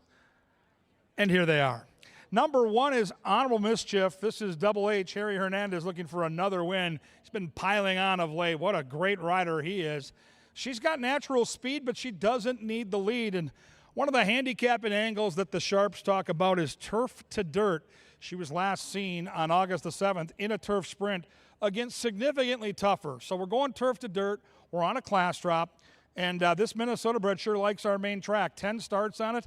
8 for 10 in the trifecta for honorable mischief. Number 2 is Not a Word. Barrio Lopez gets the call for Isaiah Ortiz. They're going to cut back. They've been trying the 7 furlong distance, and she's been flashing some speed and fading. So I like the shorter trip at 5.5 furlongs. If she can find her best form, she might be able to sneak into the exotics at a big number. I'm on Island Bender here. I think 3-1 is more than fair. I trust Joel Burnt. This time of year, the cream seems to rise, and Joel Burnt, always one of our very best trainers. Now, the Beyer speed figures are decent, but I think there's still more in the tank for this 4-year-old. This is career start number 8, and I think she's going to use her early speed to her advantage here. I just hope that the 3-1 holds. Island Bender makes a nice impression as the horses start to parade around the walking ring. Number 4 is So Thrilling for Tony Rengsdorf. G-Rod gets the call. Excellent effort last time out. Angled out and was charging down the Canterbury stretch. Just slight improvement puts this horse center square, ready for a win, and 4-1 is a very nice price. 5 is Tactical Express. The Q gets the call here. And trainer Santiago Tranquilino looking for his second win on the card. And she's kind of got the form cycle going in the right direction. She has a win against maidens. Then she validated that by facing $15,000 claimers last time on the turf, going off at 44-1 and running third. Now she's back on her preferred surface. She's got some closing kick, and she's taking money too. The gamblers out here all about the 5. 10-1 morning line, cut down less than half at 9-2. 6 is Extra Indy, Eddie G for Westerman. They take the hood off. What a weird set of numbers. This horse likes to sit off the pace and make a run late. 1 for 39, which doesn't sound promising, but 9 seconds and 9/3. So if you're going to build a try or super, Extra Indy tends to hang around and get a check. So she's probably a fun horse to own. She brings in some money. 7 is Catch 'em All, a minbred for Mac Robertson. Kelsey Haar gets the call for Mac. Great to see Kelsey being trusted by our top trainer year in and year out. Mac's maybe the best we've ever had. And Kelsey's caught some attention this year with her ride. She's been really good, and she puts the horse in the race. And this horse has some closing kicks. So I know Mouse is on board. He's upstairs ready to rock and roll, and Catch 'em All will try to do just that when they turn down the Canterbury stretch. Number 8 is Kind Kismet, Carlo Lopez for Joel Burnt. So Burnt's got a couple in here. Wide post and a horse that likes to come from off the pace. I didn't know if there was enough speed because she likes to come from back, but last time out she was a little bit closer, and I'll trust Carlo Lopez to put her into the race. She's 12-1. You can see by the betting board that this bad boy is wide open. 5.5 furlongs, fillies and mares set to battle at the gate in around 8. Right now, they're heading to the track, and soon we're taking in the best bugler in the country. His name is Sir Leonard Dykert, and up next, we've got the Call to the Post.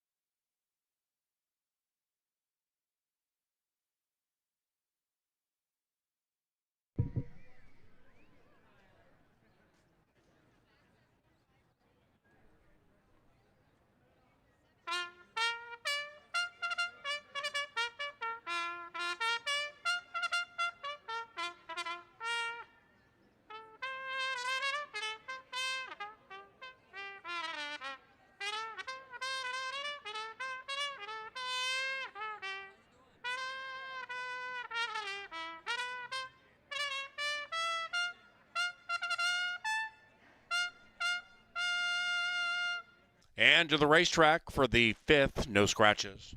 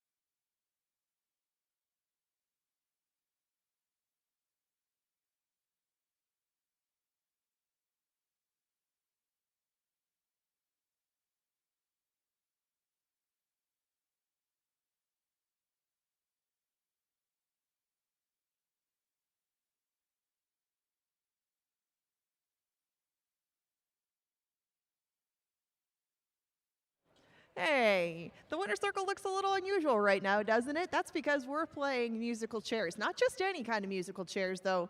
Billy Bob Thornton musical chairs, and one of these lucky 4 is going to get tickets to Billy Bob Thornton. So let's meet our combatants, shall we? Ladies first. Sorry, who do we have playing?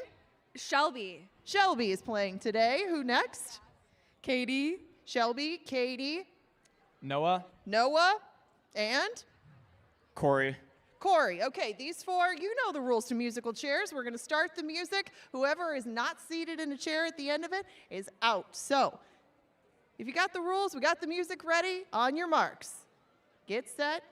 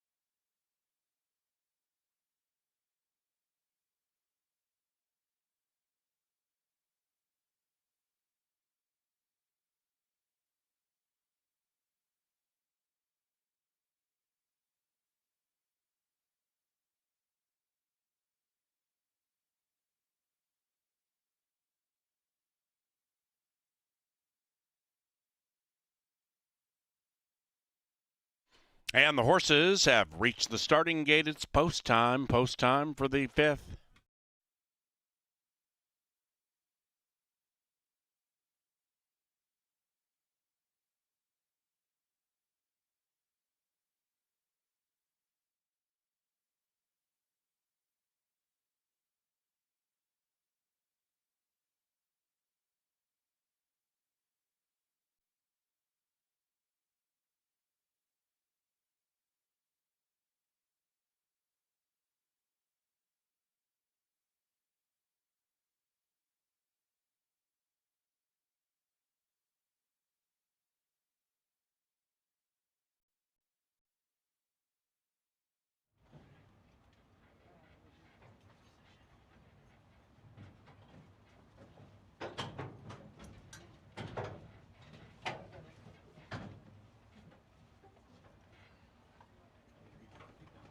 Half the field in now. Honorable Mischief, Not a Word.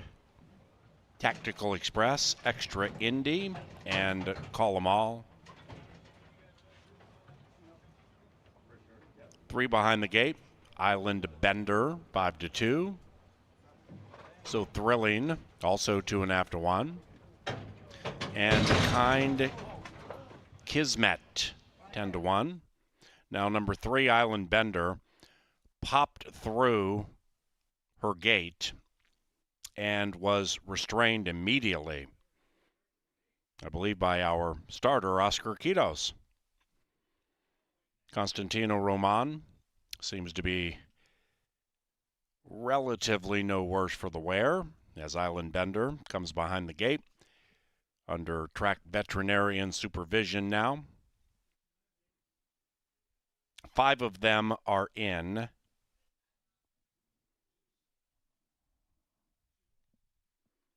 So Thrilling, 2 to 1. They're going to put the filly Island Bender back in, sans Roman. So Thrilling, next.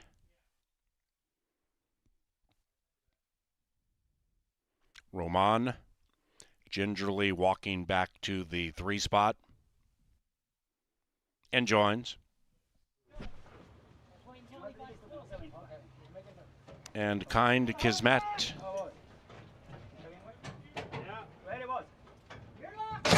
They're racing. After all that, Island Bender wins the start. Show speed between runners. Tactical Express to Island Bender takes the lead and attempts to run away from the crowd. After that, on the wide side is Call 'em All joining Island Bender, and in fact, Call 'em All is taking the lead heading into the far turn. 7-3 into the far turn. Kind Kismet at a fat price is attempting to take second as Island Bender's heading the wrong way in a hurry.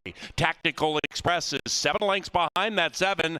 Call 'em All at 5 to 1, calling all the shots around about the quarter pole. Call 'em All just put 7 on the field. Island Bender back to 4th and doing the moonwalk with Honorable Mischief flashing out of the crowd to the inside of So Thrilling. Outside of that is Extra Indy. The one in last is Not a Word. But they're inside the final 150, and Call 'em All and Kelsey Haar have absolutely smashed them. And at 5 to 1, Call 'em All. Second, So Thrilling. Third, Tactical Express.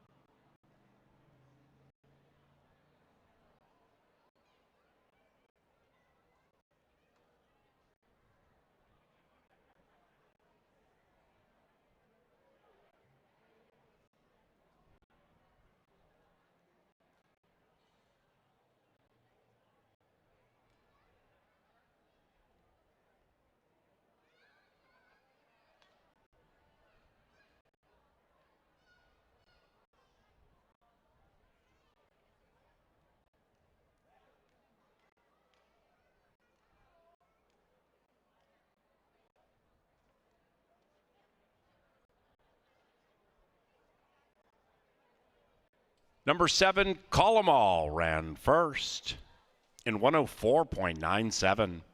It is 7:45 and a bottom of the superfecta photo. And we also had a claim from race number 5. A two-way shake for one of them. Stand by.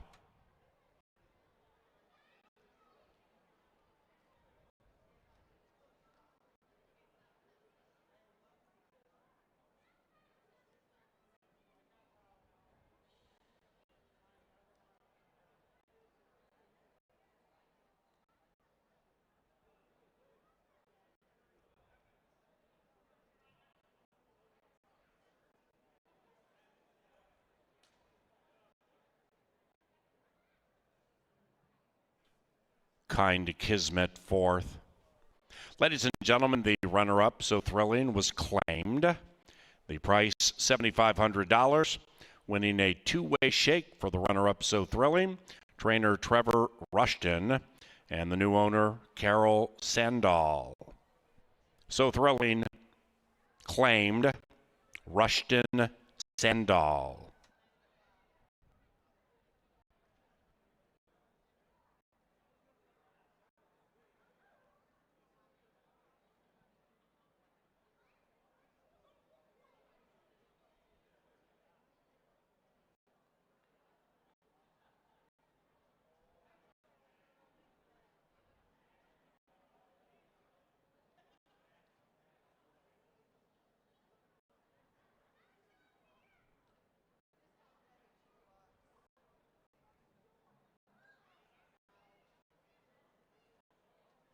And the fifth race is official.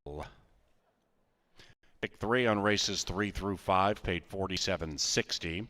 That exacta paid $19.90. Trifecta $147.95.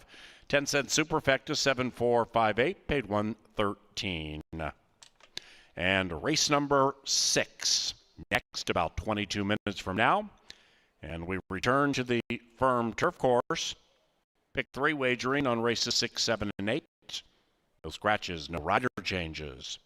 With race number 6, which is provided by Kim Crawford Wines, Hormel, and Tri-State Bobcat.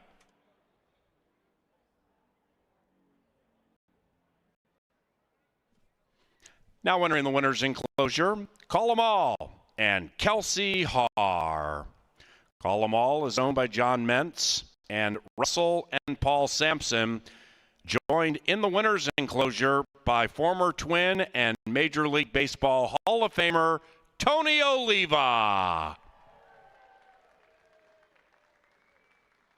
Call 'em All is a 4-year-old chestnut filly by Dialed In out of Congregation. The winner was bred in Minnesota by Almar Farm.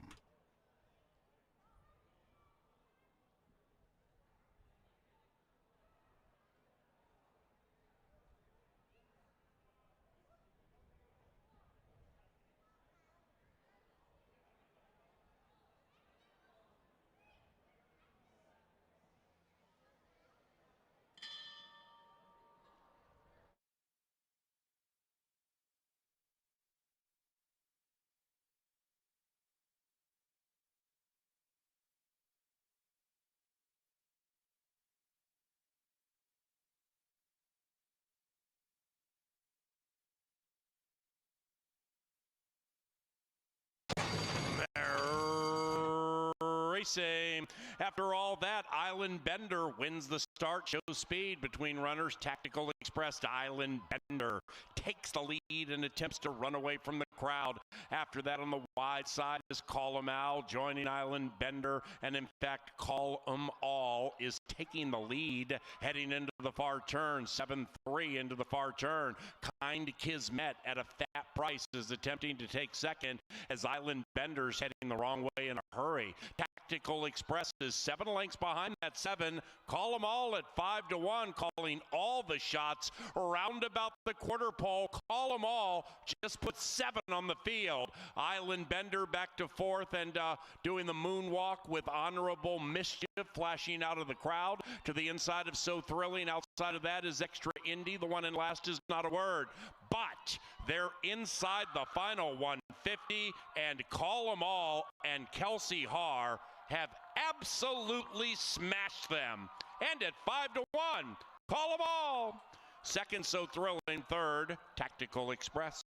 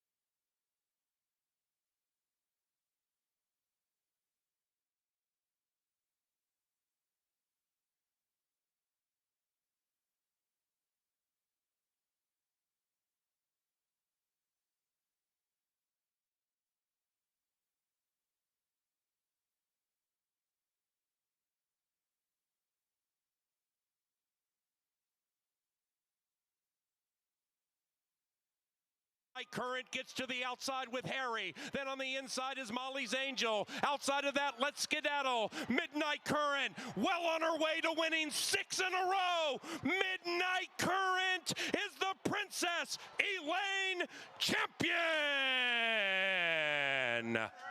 And it's Bob's Business roars by everybody in the Northern Lights Futurity. It's Bob's Business impressively. 153 in race 8. Dr. Oscar leading it with 150 to go. Love the Nest sets his sight on the Doctor, and here he comes. Love the Nest will roost in the winner's circle. But Charlie's Penny is gone. Charlie's Penny is the Bellanote champion.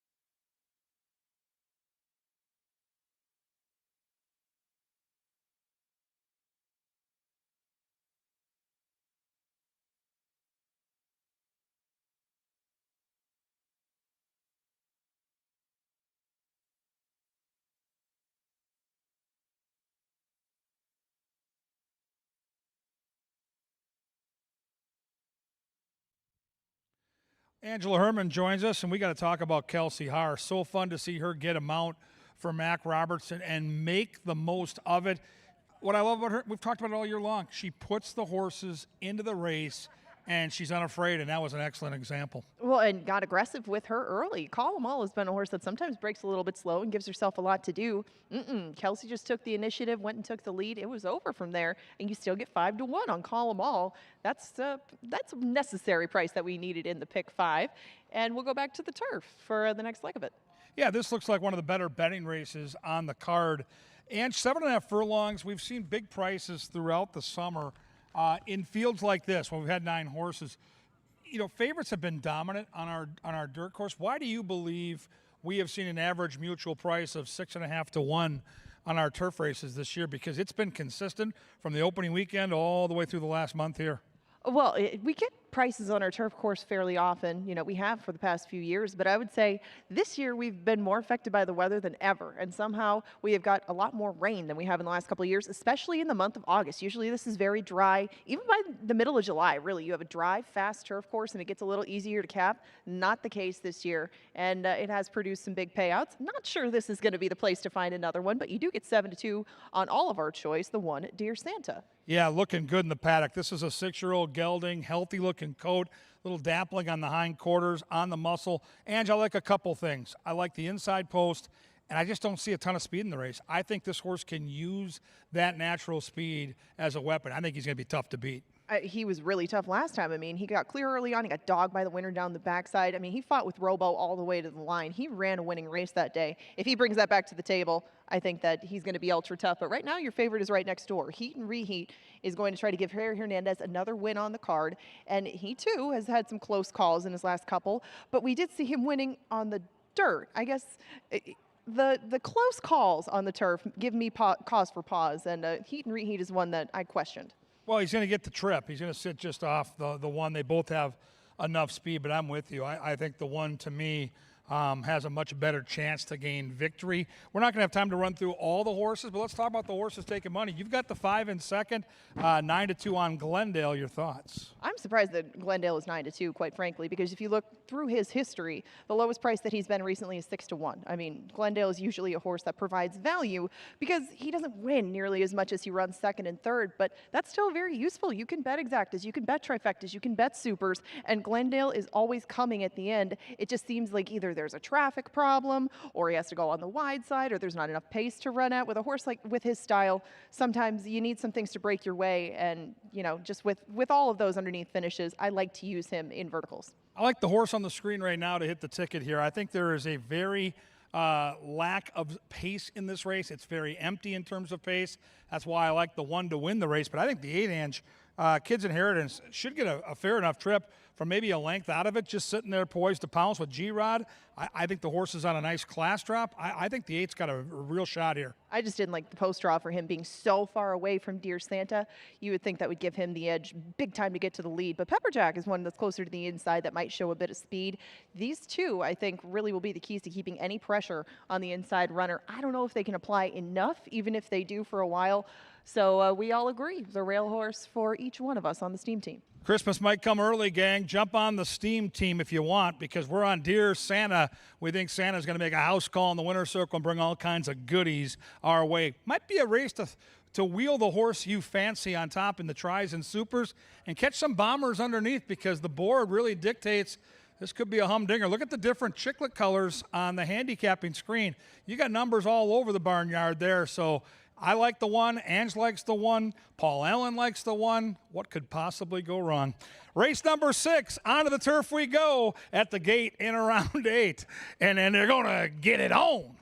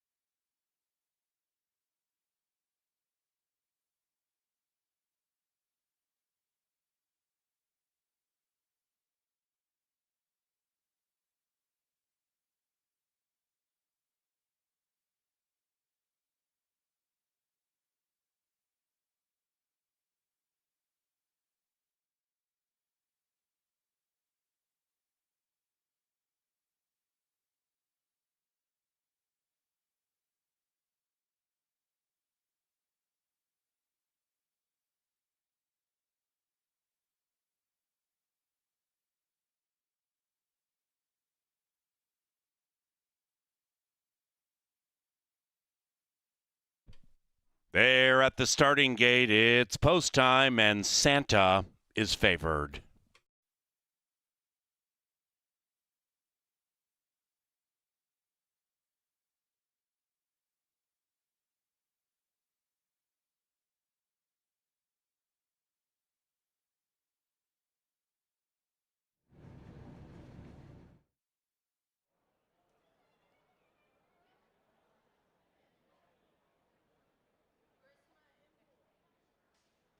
Dear Santa, 8-5. The first one into the gate, heat and reheat, without the leading rider, who has a couple of victories tonight. The veteran heat and reheat, giving the assistant starters all they want. 6 of them converge on heat and reheat, and he goes in. Well done. Dear Santa, now 6-5. Hernandez straddles heat and reheat, and now boards. Artie's Angel. Glendale. Pepperjack.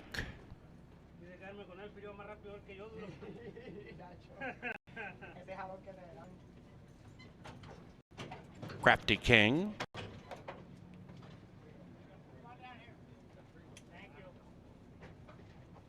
It's a boy. To back. Couple of Minnesotans to complete the line.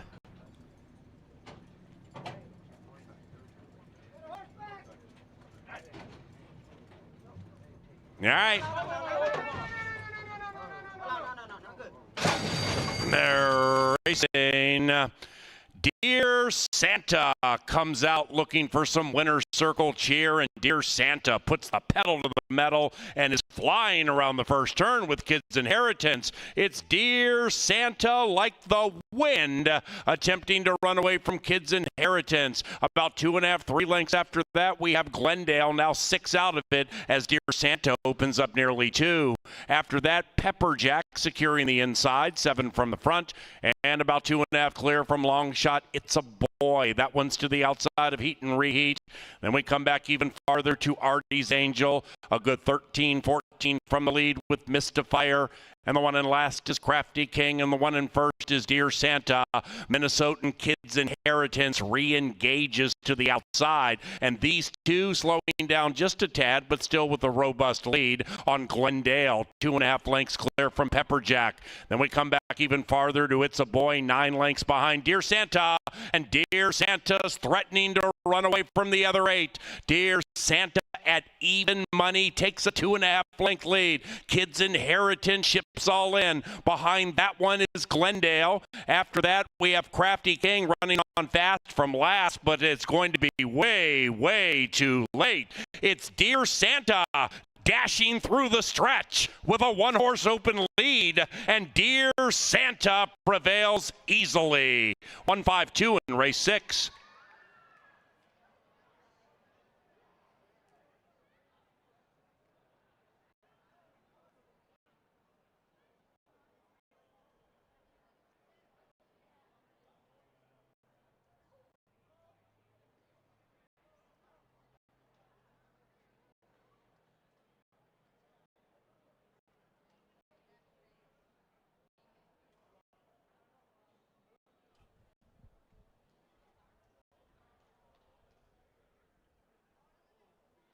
Dear Santa, first, 1-5-2-4 in 129.06 unofficially.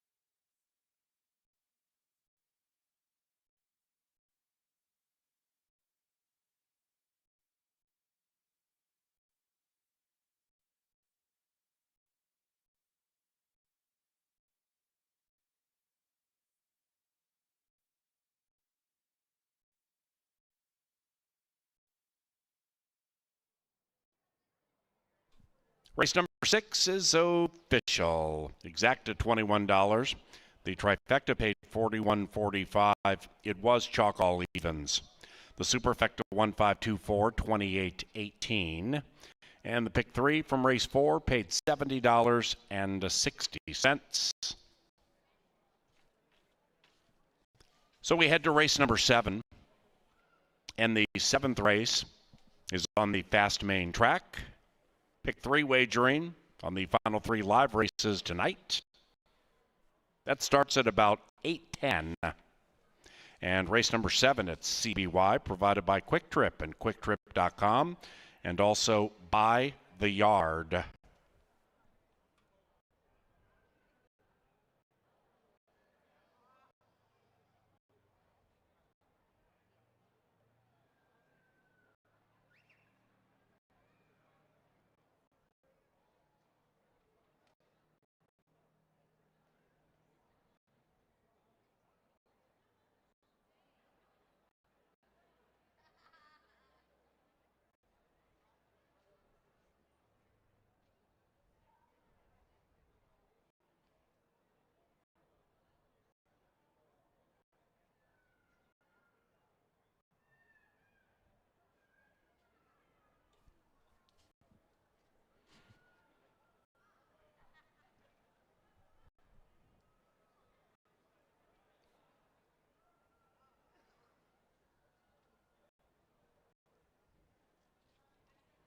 Into the winner's circle, it is Dear Santa and jockey Chad Lindsay. Roy Lindsay is the winning owner, and the winning trainer, DVW David Van Winkle.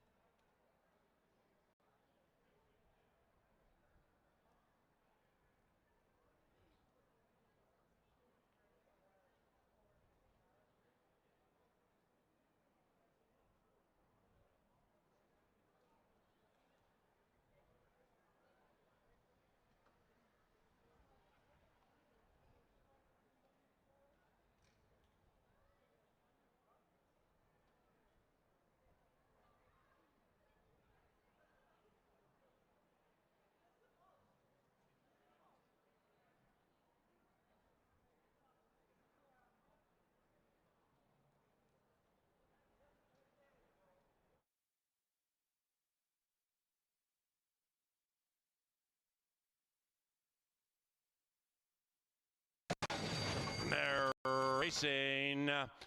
Dear Santa comes out looking for some winner circle cheer, and Dear Santa puts the pedal to the metal and is flying around the first turn with Kids Inheritance. It's Dear Santa like the wind, attempting to run away from Kids Inheritance. About 2.5, 3 lengths after that, we have Glendale, now 6 out of it, as Dear Santa opens up nearly 2. After that, Pepper Jack securing the inside, 7 from the front. And about 2.5 clear from long shot. It's a boy. That one's to the outside of Heat and Reheat. Then we come back even farther to Artie's Angel. A good 13, 14 from the lead with Mystifier. And the one in last is Crafty King. And the one in first is Dear Santa. Minnesotan Kids Inheritance re-engages to the outside. And these two slowing down just a tad, but still with a robust lead on Glendale. 2.5 lengths clear from Pepper Jack. Then we come back even farther to It's a Boy, 9 lengths behind Dear Santa, and Dear Santa's threatening to run away from the other 8. Dear Santa at even money takes a 2.5 length lead. Kids Inheritance ships all in. Behind that one is Glendale. After that, we have Crafty King running on fast from last, but it's going to be way, way too late. It's Dear Santa dashing through the stretch with a 1-horse open lead, and Dear Santa prevails easily. 152 in race 6.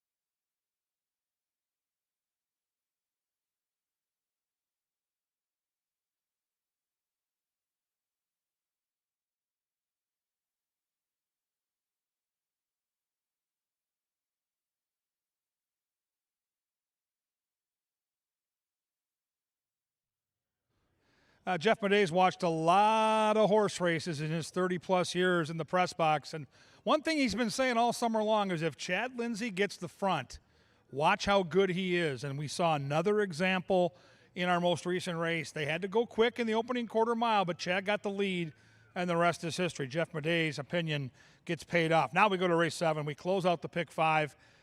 I thought this race had potential for some really big prices. We'll see. A lot of fans down here whispering about Browntown, and he's a really high-strung racehorse. If he can be calm out here, he'll be fine. He won at this level last time out, but I was going to go price shopping here no matter what.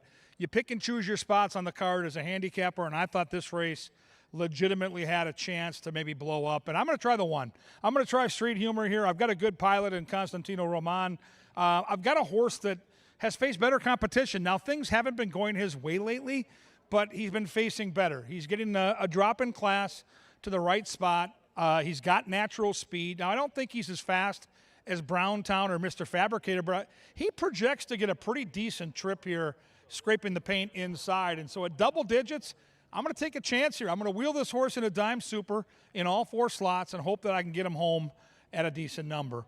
Number 2 is Family Tradition. Leslie Mowing looks to win again on the card for the Rushton gangs, stretching out after a couple of mediocre fourths sprinting.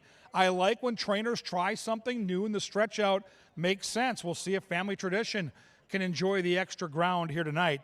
Number 3 is Holiday Fantasy. G-Rod gets the call for Tony Rengsdorf. The good news is he's raced 4 times at Canterbury and he's never been off the ticket, never worse than 3rd. The bad news is he's had 12 starts in 2025 and he's yet to get his picture taken. 5-2, that price seems a little skinny for yours truly. Number 4 is the speed of the speed. It's Mr. Fabricator. He can fly, boy. He hit the ground running back opening weekend at Canterbury. His speed is his weapon, and he's going to go as fast as he can, as far as he can. He's normally not a price, but right now he is a decent number on the board at 6-1. Now, they're going to let Browntown go out there on his own. He's had some cantankerous spots here in the paddock and in the tunnel on the way to the track. And I've mentioned this before. Our television crew, led by Johnny the Mouse Mickelson, does a fantastic job of showing you these racehorses in the walking ring, but more importantly in that time from the walking ring to the starting gate. If you like the 5, and it looks like a lot of you do, keep an eye on Browntown. He looks great in the saddling enclosure. He's on the muscle. Neck is bowed. He looks confident, but he gets a little wound up. So I'd urge you to keep an eye on him. The lines are not long tonight. If you can wait a couple of minutes, see how he warms up, that might be a good thing. 6 is Political Riot for one of our favorites, TVW. Jockey Chad Lindsay, her husband, looks to go back-to-back. He's crafty in the saddle. The horse looks sneaky at 25-1. Mouse is all about a nice calzone. He's like George Costanza. He can't get enough of a tasty calzone. We'll see if Kelsey Haar can get her second win on the card. The old Fargo ship. Yeah, that works a lot. The Fargo shipper trick, I should say. Number 8 is Pass the Cat. If you bet the 8 horse here, please don't panic. This horse might be in another county in the early stages, but I love Pass the Cat because he always makes his run. He'll be 10 to 15 lengths back, and he'll be starting to pick up momentum. He'll be starting to charge. Look at his trainer smiling over there. Yep, Pass the Cat's going to be motoring home late, so keep an eye on the 8. And I would not leave that horse out of your tries or supers because he loves Canterbury Park, and we love races just like this. 1 mile, there goes Browntown. He's behaving decently. We'll see how that trend goes. I've got the race 1-4, 5, 8, and 3. What do you like? Looks like a dime super special. It's race number 7. They'll be at the gate in around 8, and then they're going to get it on.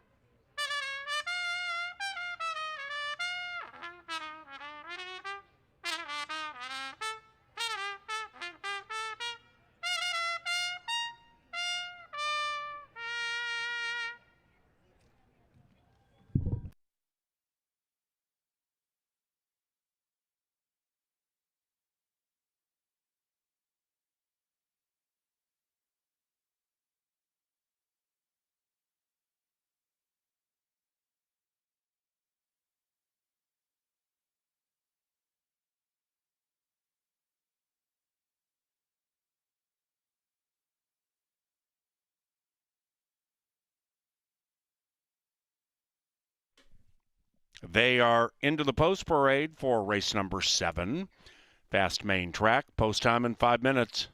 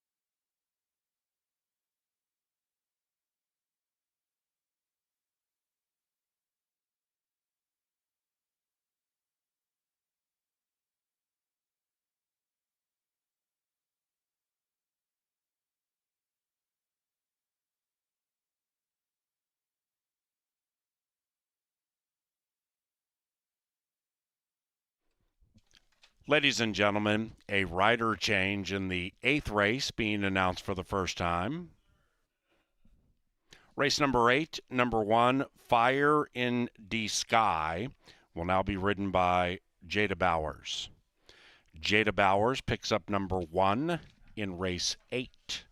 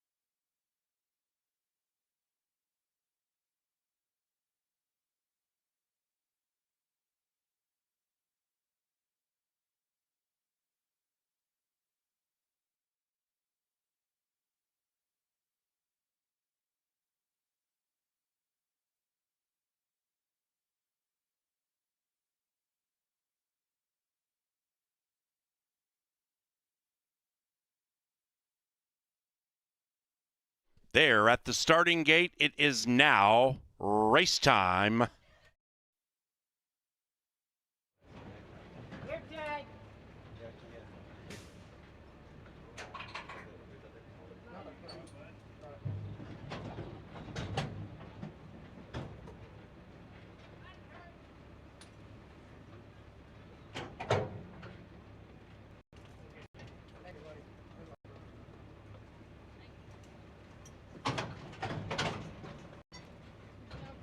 And 2 back.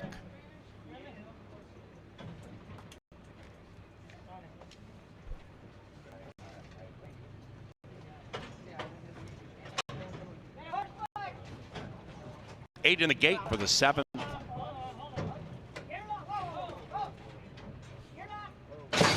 They're racing. Mr. Fabricator out very fast at 5-1, and Mr. Fabricator clears off on the lead. Street Humor takes up the running in second, and Mr. Fabricator's going fast. It's Street Humor second, about a length clear from Brown Town, who settles in between runners, 5-6 from the front, and just was passed by Holiday Fantasy. Likewise for Political Riot, who's on the move as they head up the barn side. After that, Calzone, that one 7 lengths from the front and about 5 clear from Family Tradition. Way back in last is Past the Cat, 15 from the front. Up the barn side they go, race 7, Canterbury on Wednesday. And with 3.5 to travel, Mr. Fabricator still sole alone on the lead. Mr. Fabricator from Holiday Fantasy. After that, Street Humor pushed on, but only 4 out of it. Brown Town needs to give more. He's beginning to close in to the inside of Calzone. Brown Town on the move, but 8 lengths behind Mr. Fabricator. Then we come back to Family Tradition, far out of it. Around about the quarter pole, Mr. Fabricator and Carlo Lopez calling the shots by 5. Holiday Fantasy is in second. Brown Town taken to the outside, but 9 lengths behind Mr. Fabricator. Past the Cats, closing home fast on the outside, but only for a minor, as Mr. Fabricator is slowing down with Holiday Fantasy, trying to make it interesting. But Mr. Fabricator has done enough to win.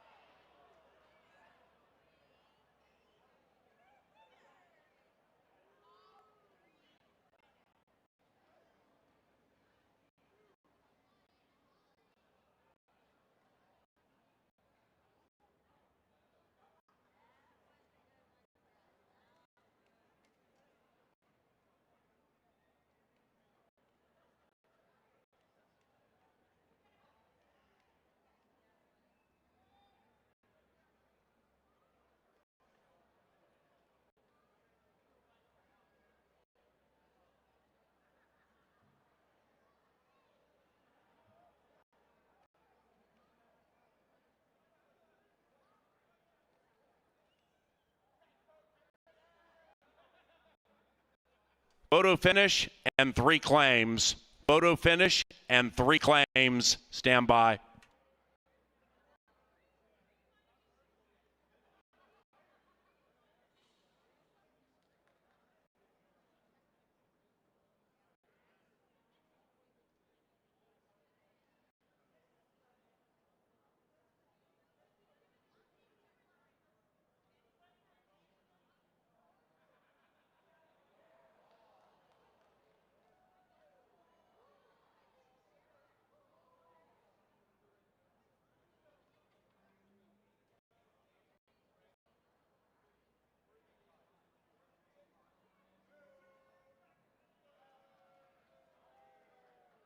Result of the photo shows the winner of race 7 is number 4, Mr. Fabricator.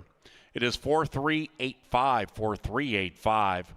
The winner, Mr. Fabricator, was claimed for $4,000. The new owner trainer, Benny Woolley Jr.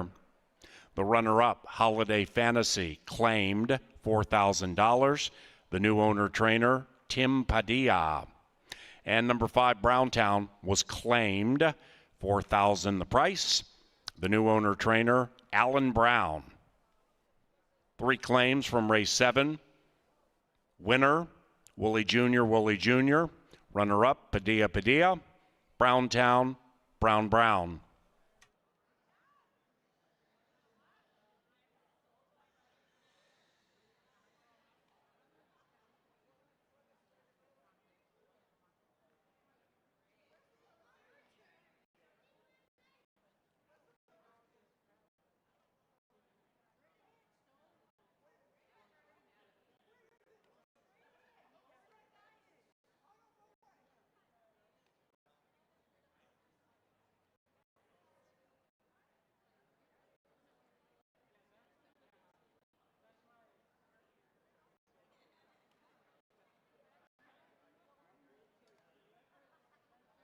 Into the winner's enclosure, Mr. Fabricator and Carlo Lopez. The winning owner and trainer is our leading trainer, Jose Silva Jr. The 8th race begins Dr. Dan's late double. And in race 8, number 1, Fire in D Sky, is ridden by Jada Bowers. Bowers picks up number 1. Number 2, Max Brand, now ridden by Ramiro Garcia. Garcia picks up number 2 in race 8. And the 7, can you hear me now? Ridden by Moro Rodriguez. Rodriguez picks up number 7. 8th race, courtesy of Continental Diamond and ContinentalDiamond.com. And we're just 19 from it. They'll take off about 8:35.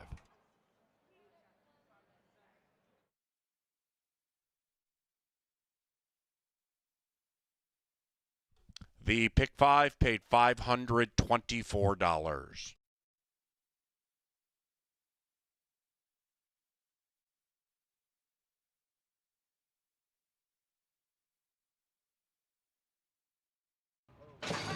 They're racing.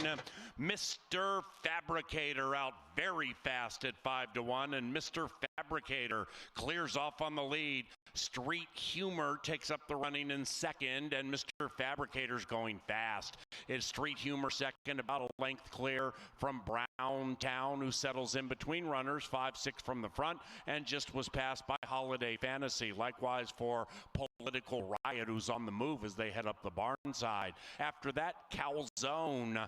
That one 7 lengths from the front and about 5 clear from Family Tradition. Way back in last is Past the Cat. 15 from the front. Up the barn side they go. Race 7, Canterbury on Wednesday. And with 3.5 to travel, Mr. Fabricator still sole alone on the lead. Mr. Fabricator from Holiday Fantasy. After that, Street Humor pushed on, but only 4 out of it. Browntown needs to give more. He's beginning to close in to the inside of Calzone. Browntown on the move, but 8 lengths behind Mr. Fabricator. Then we come back to Family Tradition, far out of it. Around about the quarter pole, Mr. Fabricator and Carlo Lopez calling the shots by 5. Holiday Fantasy is in second. Browntown taken to the outside, but 9 lengths behind Mr. Fabricator. Past the Cats, closing home fast on the outside, but only for a minor, as Mr. Fabricator is slowing down with Holiday Fantasy, trying to make it interesting. But Mr. Fabricator has done enough to win.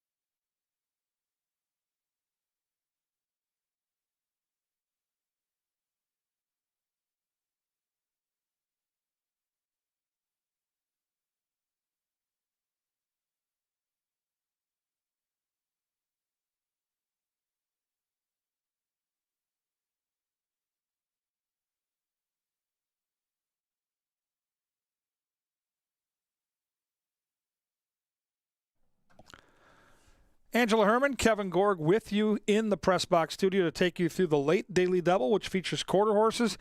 And after tonight, just 9 days of live racing. We've got to soak it all up. We've got a great weekend of weather in front of us. Saturday, we go at 5 o'clock. Sunday at 1 o'clock, the Bark in the Park, which is going to be extraordinary. Doodles, wiener dogs, basset hounds, they're all coming together. All of them. There goes Erica. There goes Erica. It's going to be a great weekend. And we got to, again, 9 days left. We got to make them all count. I'm really looking forward to this weekend. We got some great simulcast activity.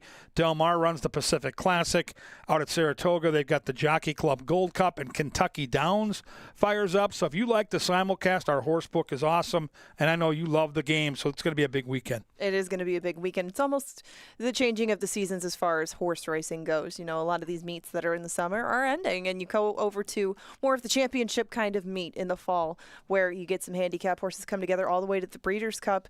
And shoot, by the time that comes around, we're already looking forward to next year. But we still have plenty of this meet left to go. The quarter horses are in store for our last two. The Angles up here, not favored at the moment. Don't mind that at all. Garcia will ride the 2. Max Brand. Moro Rodriguez will be on the 7. Can You Hear Me Now? And we have a group of 9 attempting to break their maiden. You and I agree on the same horse in here going 300 yards. But we can start closer to the inside. There is a rider change. Jada Bowers is going to be on the 1. Fire in the Sky. And Fire in the Sky was also ridden by her last time around. This will be start number 3. Your thoughts? Well, I mean, it's a bit of a wild card. 6-1 morning line, had some trouble last time out. I need to see more, but I can't fault anybody that takes a swing, right? If it's one of those horses that's going to be a big number, I'm going to wait. I've got the horse third. I think the horse is an actual contender here in a field that isn't super deep, so I don't mind anybody that takes a shot there.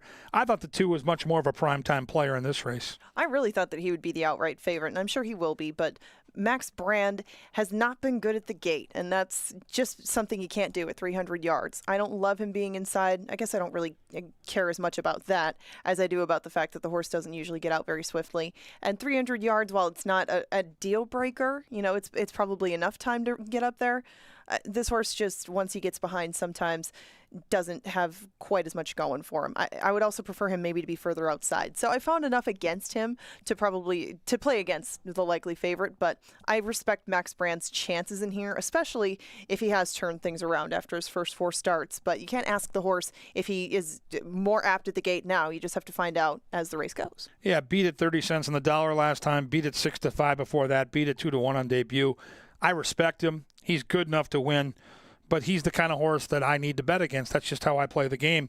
3 is Cabo San Lucas, lovely place. Chip Woolley. Interesting. Chip Woolley, Kelsey Haar. So we know where the mouse is going to be landing here. And another horse kind of like the 1 where I get it. The horse can win, but I'm bullish on the 4, so I'm gonna take the wait and see angle here. Cabo San Lucas did get a little bit better in start number 2, but not enough, I think, to turn the tables on everybody in here. Max Brand was pretty far ahead of him in his debut. Cabo San Lucas is still, I'm sure, figuring things out, but he has 2 starts to him. Baby Got Good at Goodbye has 3.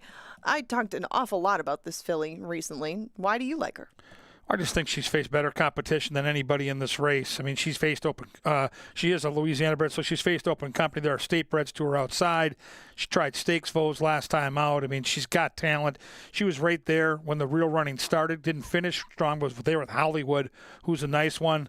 She just looks better than these, and I'm really surprised if she's anything above 5-2. That would be a heck of a price. I think she looks pretty good down in the paddock, too. We're going to see her go by in a second. The 5 is Cybersecurity. This was Paul's choice in here, and Cybersecurity is another one who hasn't always had the best of getaways. And the last time she kind of bore out behind everybody. It was a mess, but it was only start number 2. So do we think that maybe this is the place where she turns the corner at 11-1? All I can tell you is this. Paul Allen comes up with some crazy touts, and he's got back-to-back 15-1 morning line horses to close the card, and you and I have watched him this summer find some amazing prices. He nearly had a 40-1 win a turf sprint, so I'm never going to doubt the announcer. I don't see it on paper. I love Vic Hansen. He's great with young horses, but the 5 isn't for me. The 6, Acavian Ferrari Girl, broke out, then drifted in, and actually finished off pretty strong in her second start. Kelsey Haar will not be aboard KVN Ferrari Girl today, but with that step forward in start number 2, I'd use this one in second, and I think that this is the most likely upset candidate for the 4. 9-1 is more than fair on this one. That'll be double the biggest price that she's been in her first 2 starts. Yeah, with that improvement, it looks like a young horse trending in the right direction. So I like what you're doing there.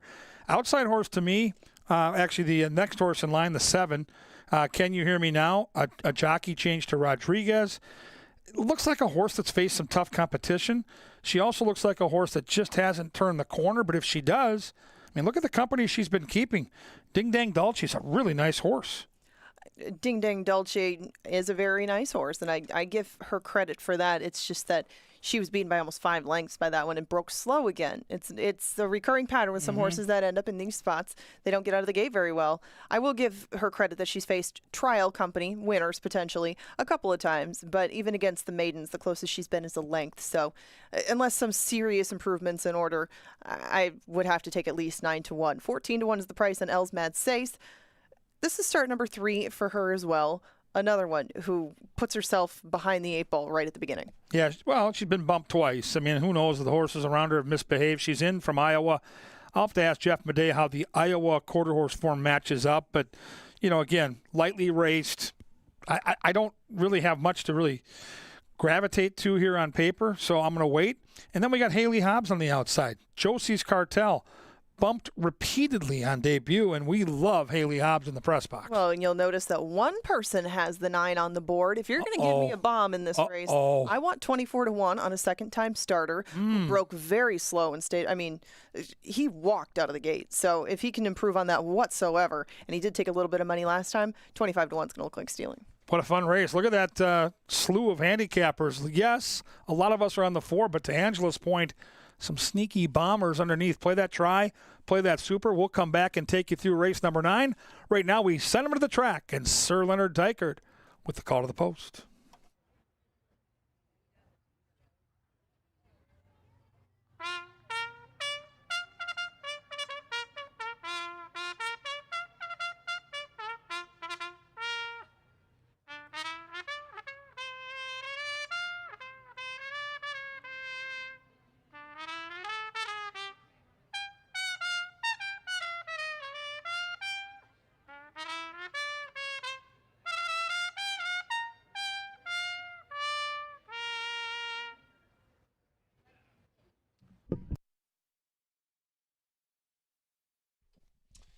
And they're into the post parade for the 8th, our Wednesday penultimate. Number 1, Fire in the Sky, now ridden by Jada Bowers. Number 2, Max Brand, picked up by Ramiro Garcia.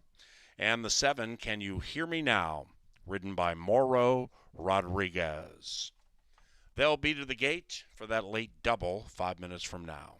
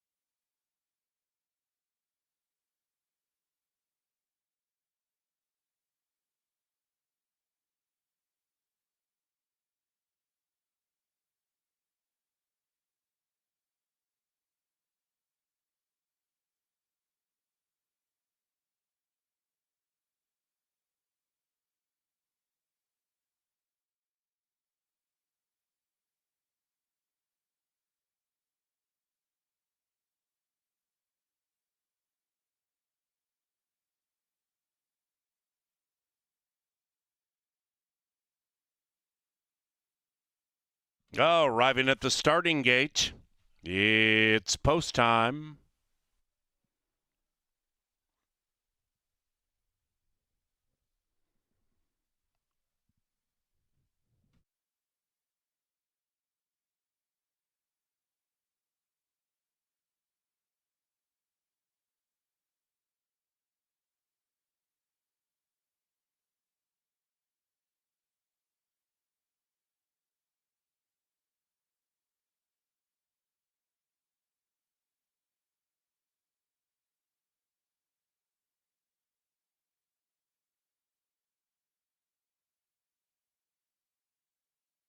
Moving in. Fire in D Sky, 17-1. Cybersecurity, 13-1. Max Brand is 2.5-1.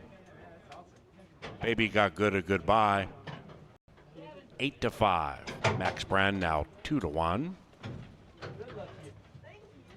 KVN Ferrari Girl, 4.5-1.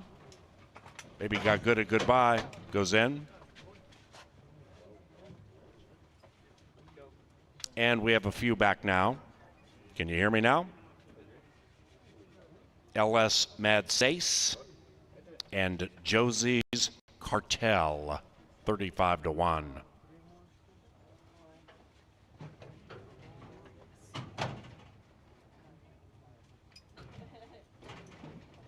One out.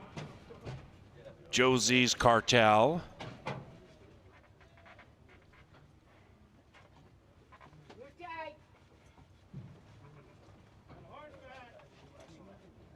Here come the babies. And they're racing. Excellent, excellent start.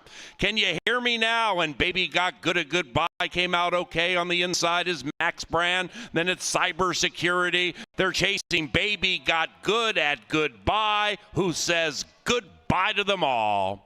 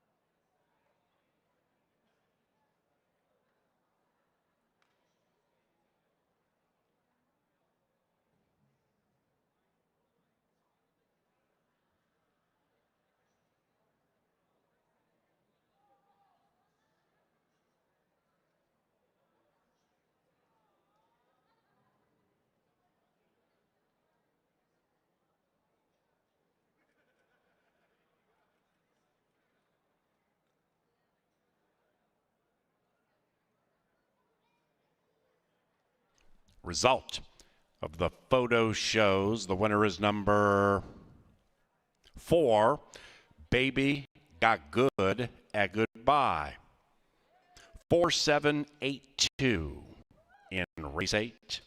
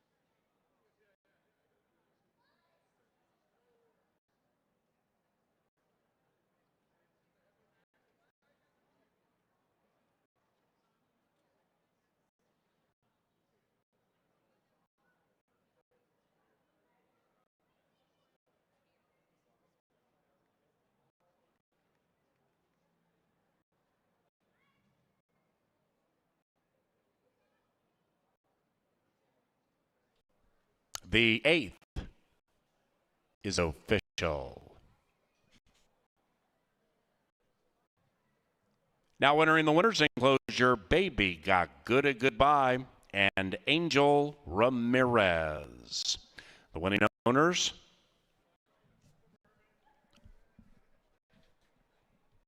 Paul Ludeman, Corey Wilmus, and Tracy Scott.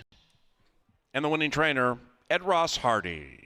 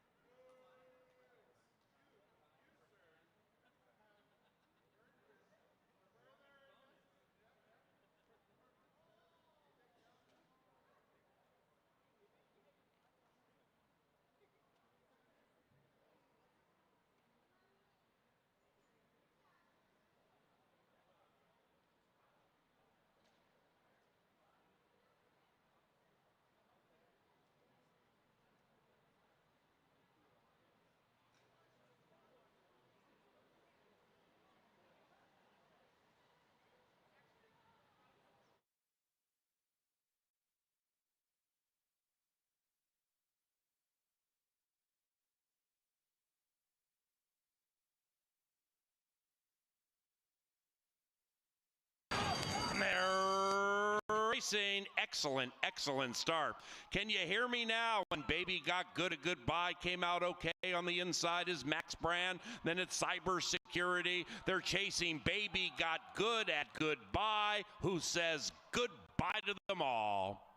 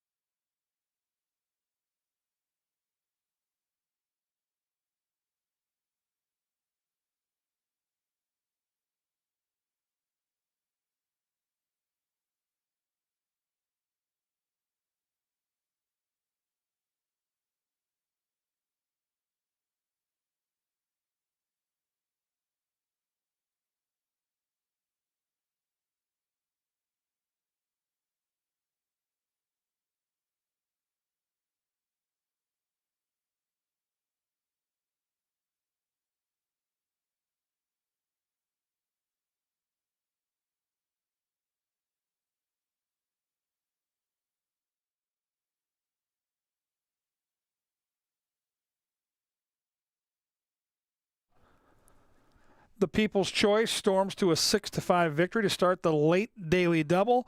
We've got the Chaser coming up for you, so stay tuned. Angela, we've got a very competitive group of quarter horses here dashing 330 yards. These quarter horses all bred in the great state of Minnesota. When you looked at this race, what's your mode of attack? Because it's a smaller field. Most quarter horse races we run seem to have 6, 7, 8, 9 horses.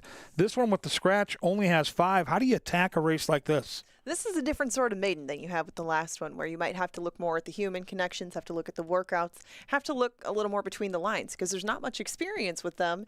And just like, young anything, they can turn the corner and really grow up in a hurry. An athlete maybe 1 year to the other really improves. These, I think, for the most part what you're working with. Without the outside horse included in that, we've just seen them race a lot. So in looking through their past performances, you have to try to find what they themselves are good at, whether the 330 is good, whether they like to be outside, or whether they're with a rider that's ridden them well. Just something's got to give, because you have horses who have been knocking on the door quite a bit, but nobody has quite knocked it down yet. And you also, can't help but notice that Jerry Livingston has 3 of the remaining entrants in the ninth.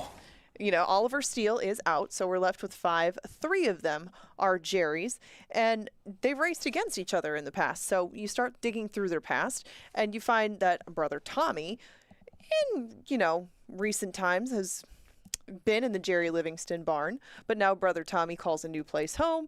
2 back, if he runs that race, he's going to be very tough to fend off. But you find that with all of these. If they run this race, if they run that race, I don't like the rail setting for a horse like this. He's 4 years old, and Brother Tommy has not been able to get around some of the other entrants in this field. So how do you find a scenario where Brother Tommy can turn the tables? Well, there could be some bumping. There could be some other horses that maybe don't run their very best race. His numbers aren't that far behind. I look back at that race he ran June of last year in a $22,000 stakes race, 66 index. But it's a little discouraging because Kelsey lands elsewhere. What I found super interesting is the Kelsey Haar angle. Livingston's got 3. Kelsey rides for him more than any other pilot, and she ends up on the outside horse. We'll hear more about that horse maybe in the Chaser, but Brother Tommy is not without a chance, but again, not for me in this spot. Traveling Trixie is a horse that I think has a big chance here. What do you make of a horse that lunged at the start last time and looks like a horse ready to pop?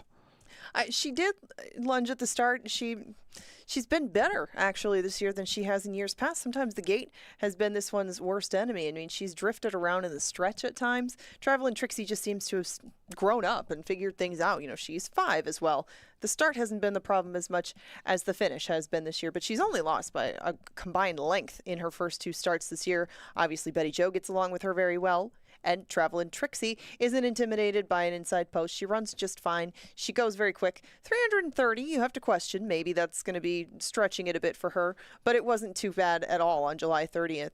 She was in front of the winner until about the last 50 yards, and then, she almost lost third, but still, it seems like this is a good fit for her as anyone. BP April, a representative of a different barn, Haley Hobbs' barn, and BP April, even though she has had 14 starts, I have sampled this dish in the past. She's another one, just like Travelin' Trixie, that has got so close in those last 2. So many chances. I know, and she is one that has been a little bit excited in the paddock too, so you might want to take a look at her now and maybe see how she is acting down there, because she's got a little fire to her. She's got a little spice. BP April, your thoughts?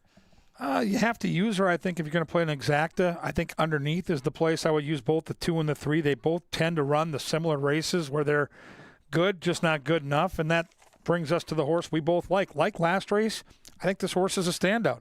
Like last race, it's a win bet for me, and it's a horse that I just think is better. I think 34 below is better. And to me, fair value on this horse with the scratch of the 4 would be even money. If you get anything even money or above, I think you run to the window. I'm with you, and I think that 34 below has run good enough races to win, but 330, kind of like 2 back, looks to be at least a very perfect fit for her. She had the outside post that day. She was coming on at the end. Stellan Eagle has beat a lot of these in her maiden breaking effort, but Stellan Eagle was kind of a late developer that came very well prepared to the races, and 34 below just ran into a pretty nice maiden. Last time around, she was the beaten favorite, but she only lost by a neck. I think that it might just be her turn. Yeah, and good to see Jada Bowers retain the mount. Hard-working kid, and I think this horse is really going to be a handful to beat here. And then there's the outside horse, and Kelsey does land here. She's ridden a bunch of horses for Jerry Livingston. We love Kelsey. She's great out of the gate. It just looks like a horse that we don't know who he is. We've seen 2 starts. We've seen trouble in both. If this horse can figure things out, maybe this horse has some talent. The fact that Kelsey's on this horse tells me there's potential. They might just have to take this horse and the gate to therapy or something like that to get them to get along. When the only words that are in the comments are rank, propped, lost iron, dwelt. I mean, it's only his first 2 starts. So it's a bingo card of what not to do. There's got to be a step forward in there, and as long as he and the gate can get along, eventually we'll see more what he has to offer. So up at this point, you can't really make a judgment call. I mean, until he can get out of the gate, he can't be a quarter horse. So hopefully, start number 3 will do that, and he's got kind of the jitters out of the way, because it certainly looks like Corona's Dirty Dynasty has put in some good works in the morning. The ability might be there, but maybe he's just a little nervous for his first couple of tries, and start number 3 will prove more productive. Ange and I are looking to sweep the quarter horse double. Jeff Madej is on his way back up to the press box, and you need to get to the window to make your bets. And while you're doing that, contemplate a summer night in the grandstand at Canterbury tomorrow night with beautiful weather and Billy Bob Thornton and his band playing sweet, soulful music. It's all right in front of you. CanterburyPark.com. Tomorrow night, Billy Bob Thornton and his band, beautiful weather. Ange and I come back on Saturday refreshed and ready for a weekend of pounding simulcast action and great live racing as well. Ogre's going to bring nachos. It's going to be a thing. Can't wait. Good luck with your bets. CanterburyPark.com. We'll see you all weekend long.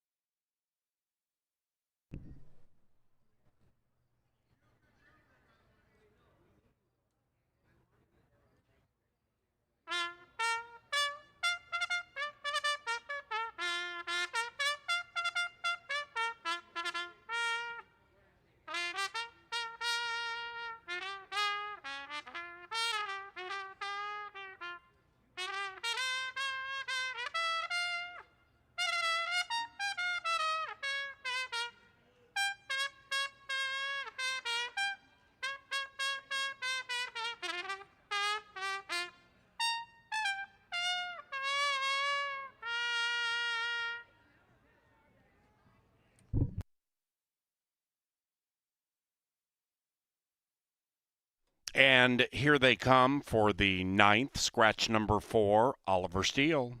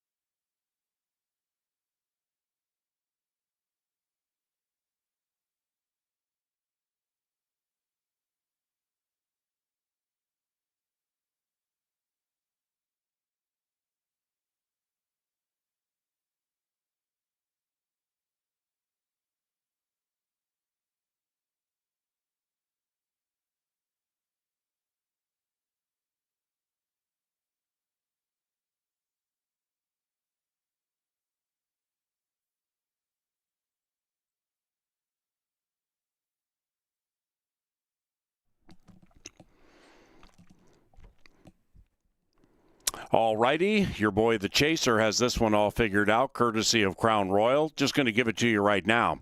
The win bet's going to be on number 6, Corona's Dirty Dynasty, and here's why. The Chaser has it all figured out. Numbers 1, 2, 3, and 5 in this race are a combined 0 for 43. The Chaser's choice, Corona's Dirty Dynasty, 0 for 2. With trouble both times.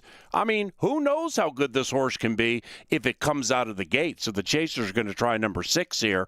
But it also gives us the opportunity to thank Joy Gora with Tailored for Gold Stables. She is such a vital part of the Canterbury Park Chaplaincy Backside Foundation. I'm pulling for Joy Gora here, and hopefully Corona's Dirty Dynasty is tailored for gold.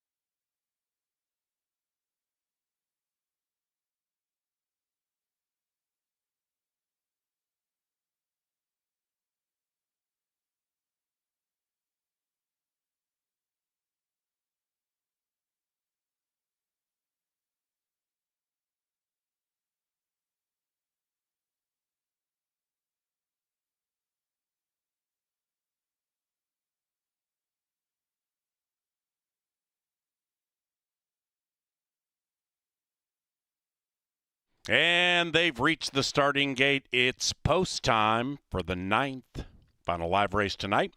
We are back at it Saturday at 5. Sunday, our Bark in the Park extravaganza. All the dog breeds we've raced all spring and summer compete against each other.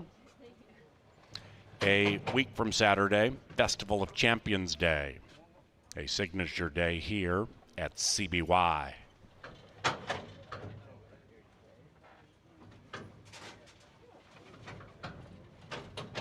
Corona's Dirty Dynasty. Last in. 34 below, even money. There in the gate.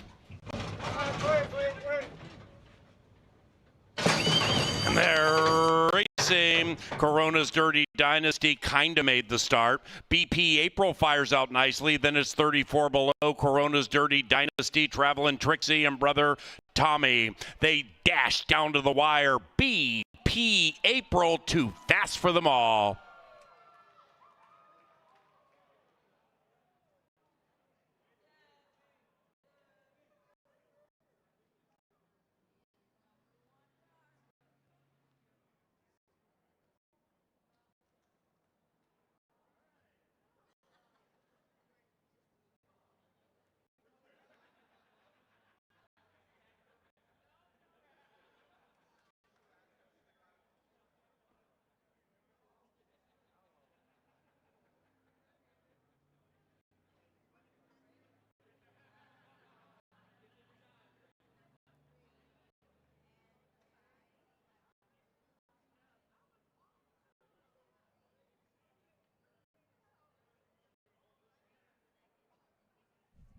Number 3, BP April, ran first.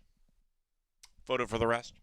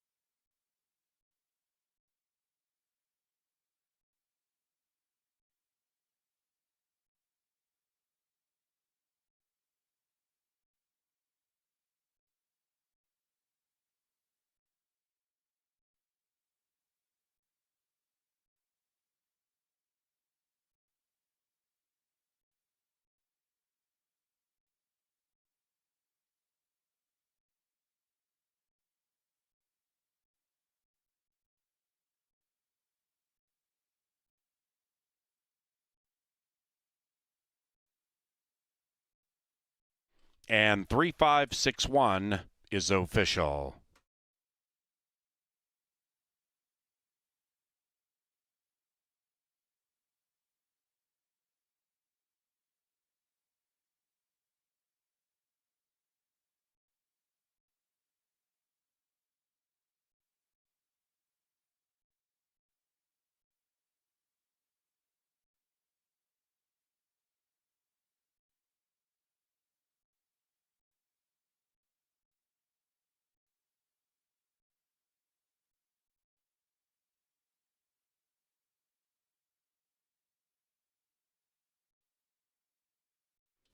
The final into the winner's enclosure, BP April and Fernando Fonseca Soto.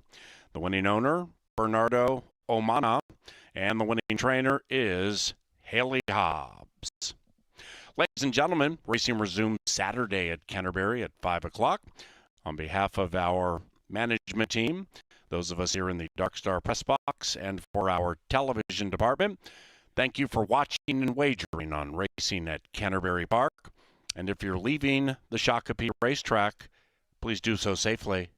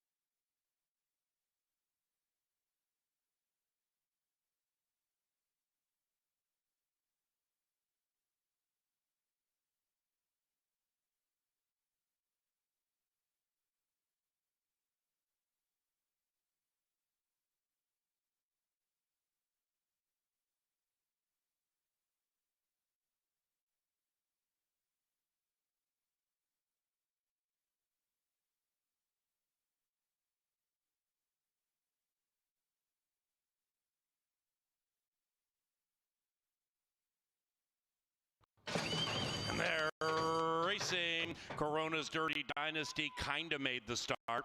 BP April fires out nicely. Then it's 34 below. Corona's Dirty Dynasty, Traveling Trixie and Brother Tommy. They dash down to the wire. BP April too fast for them all.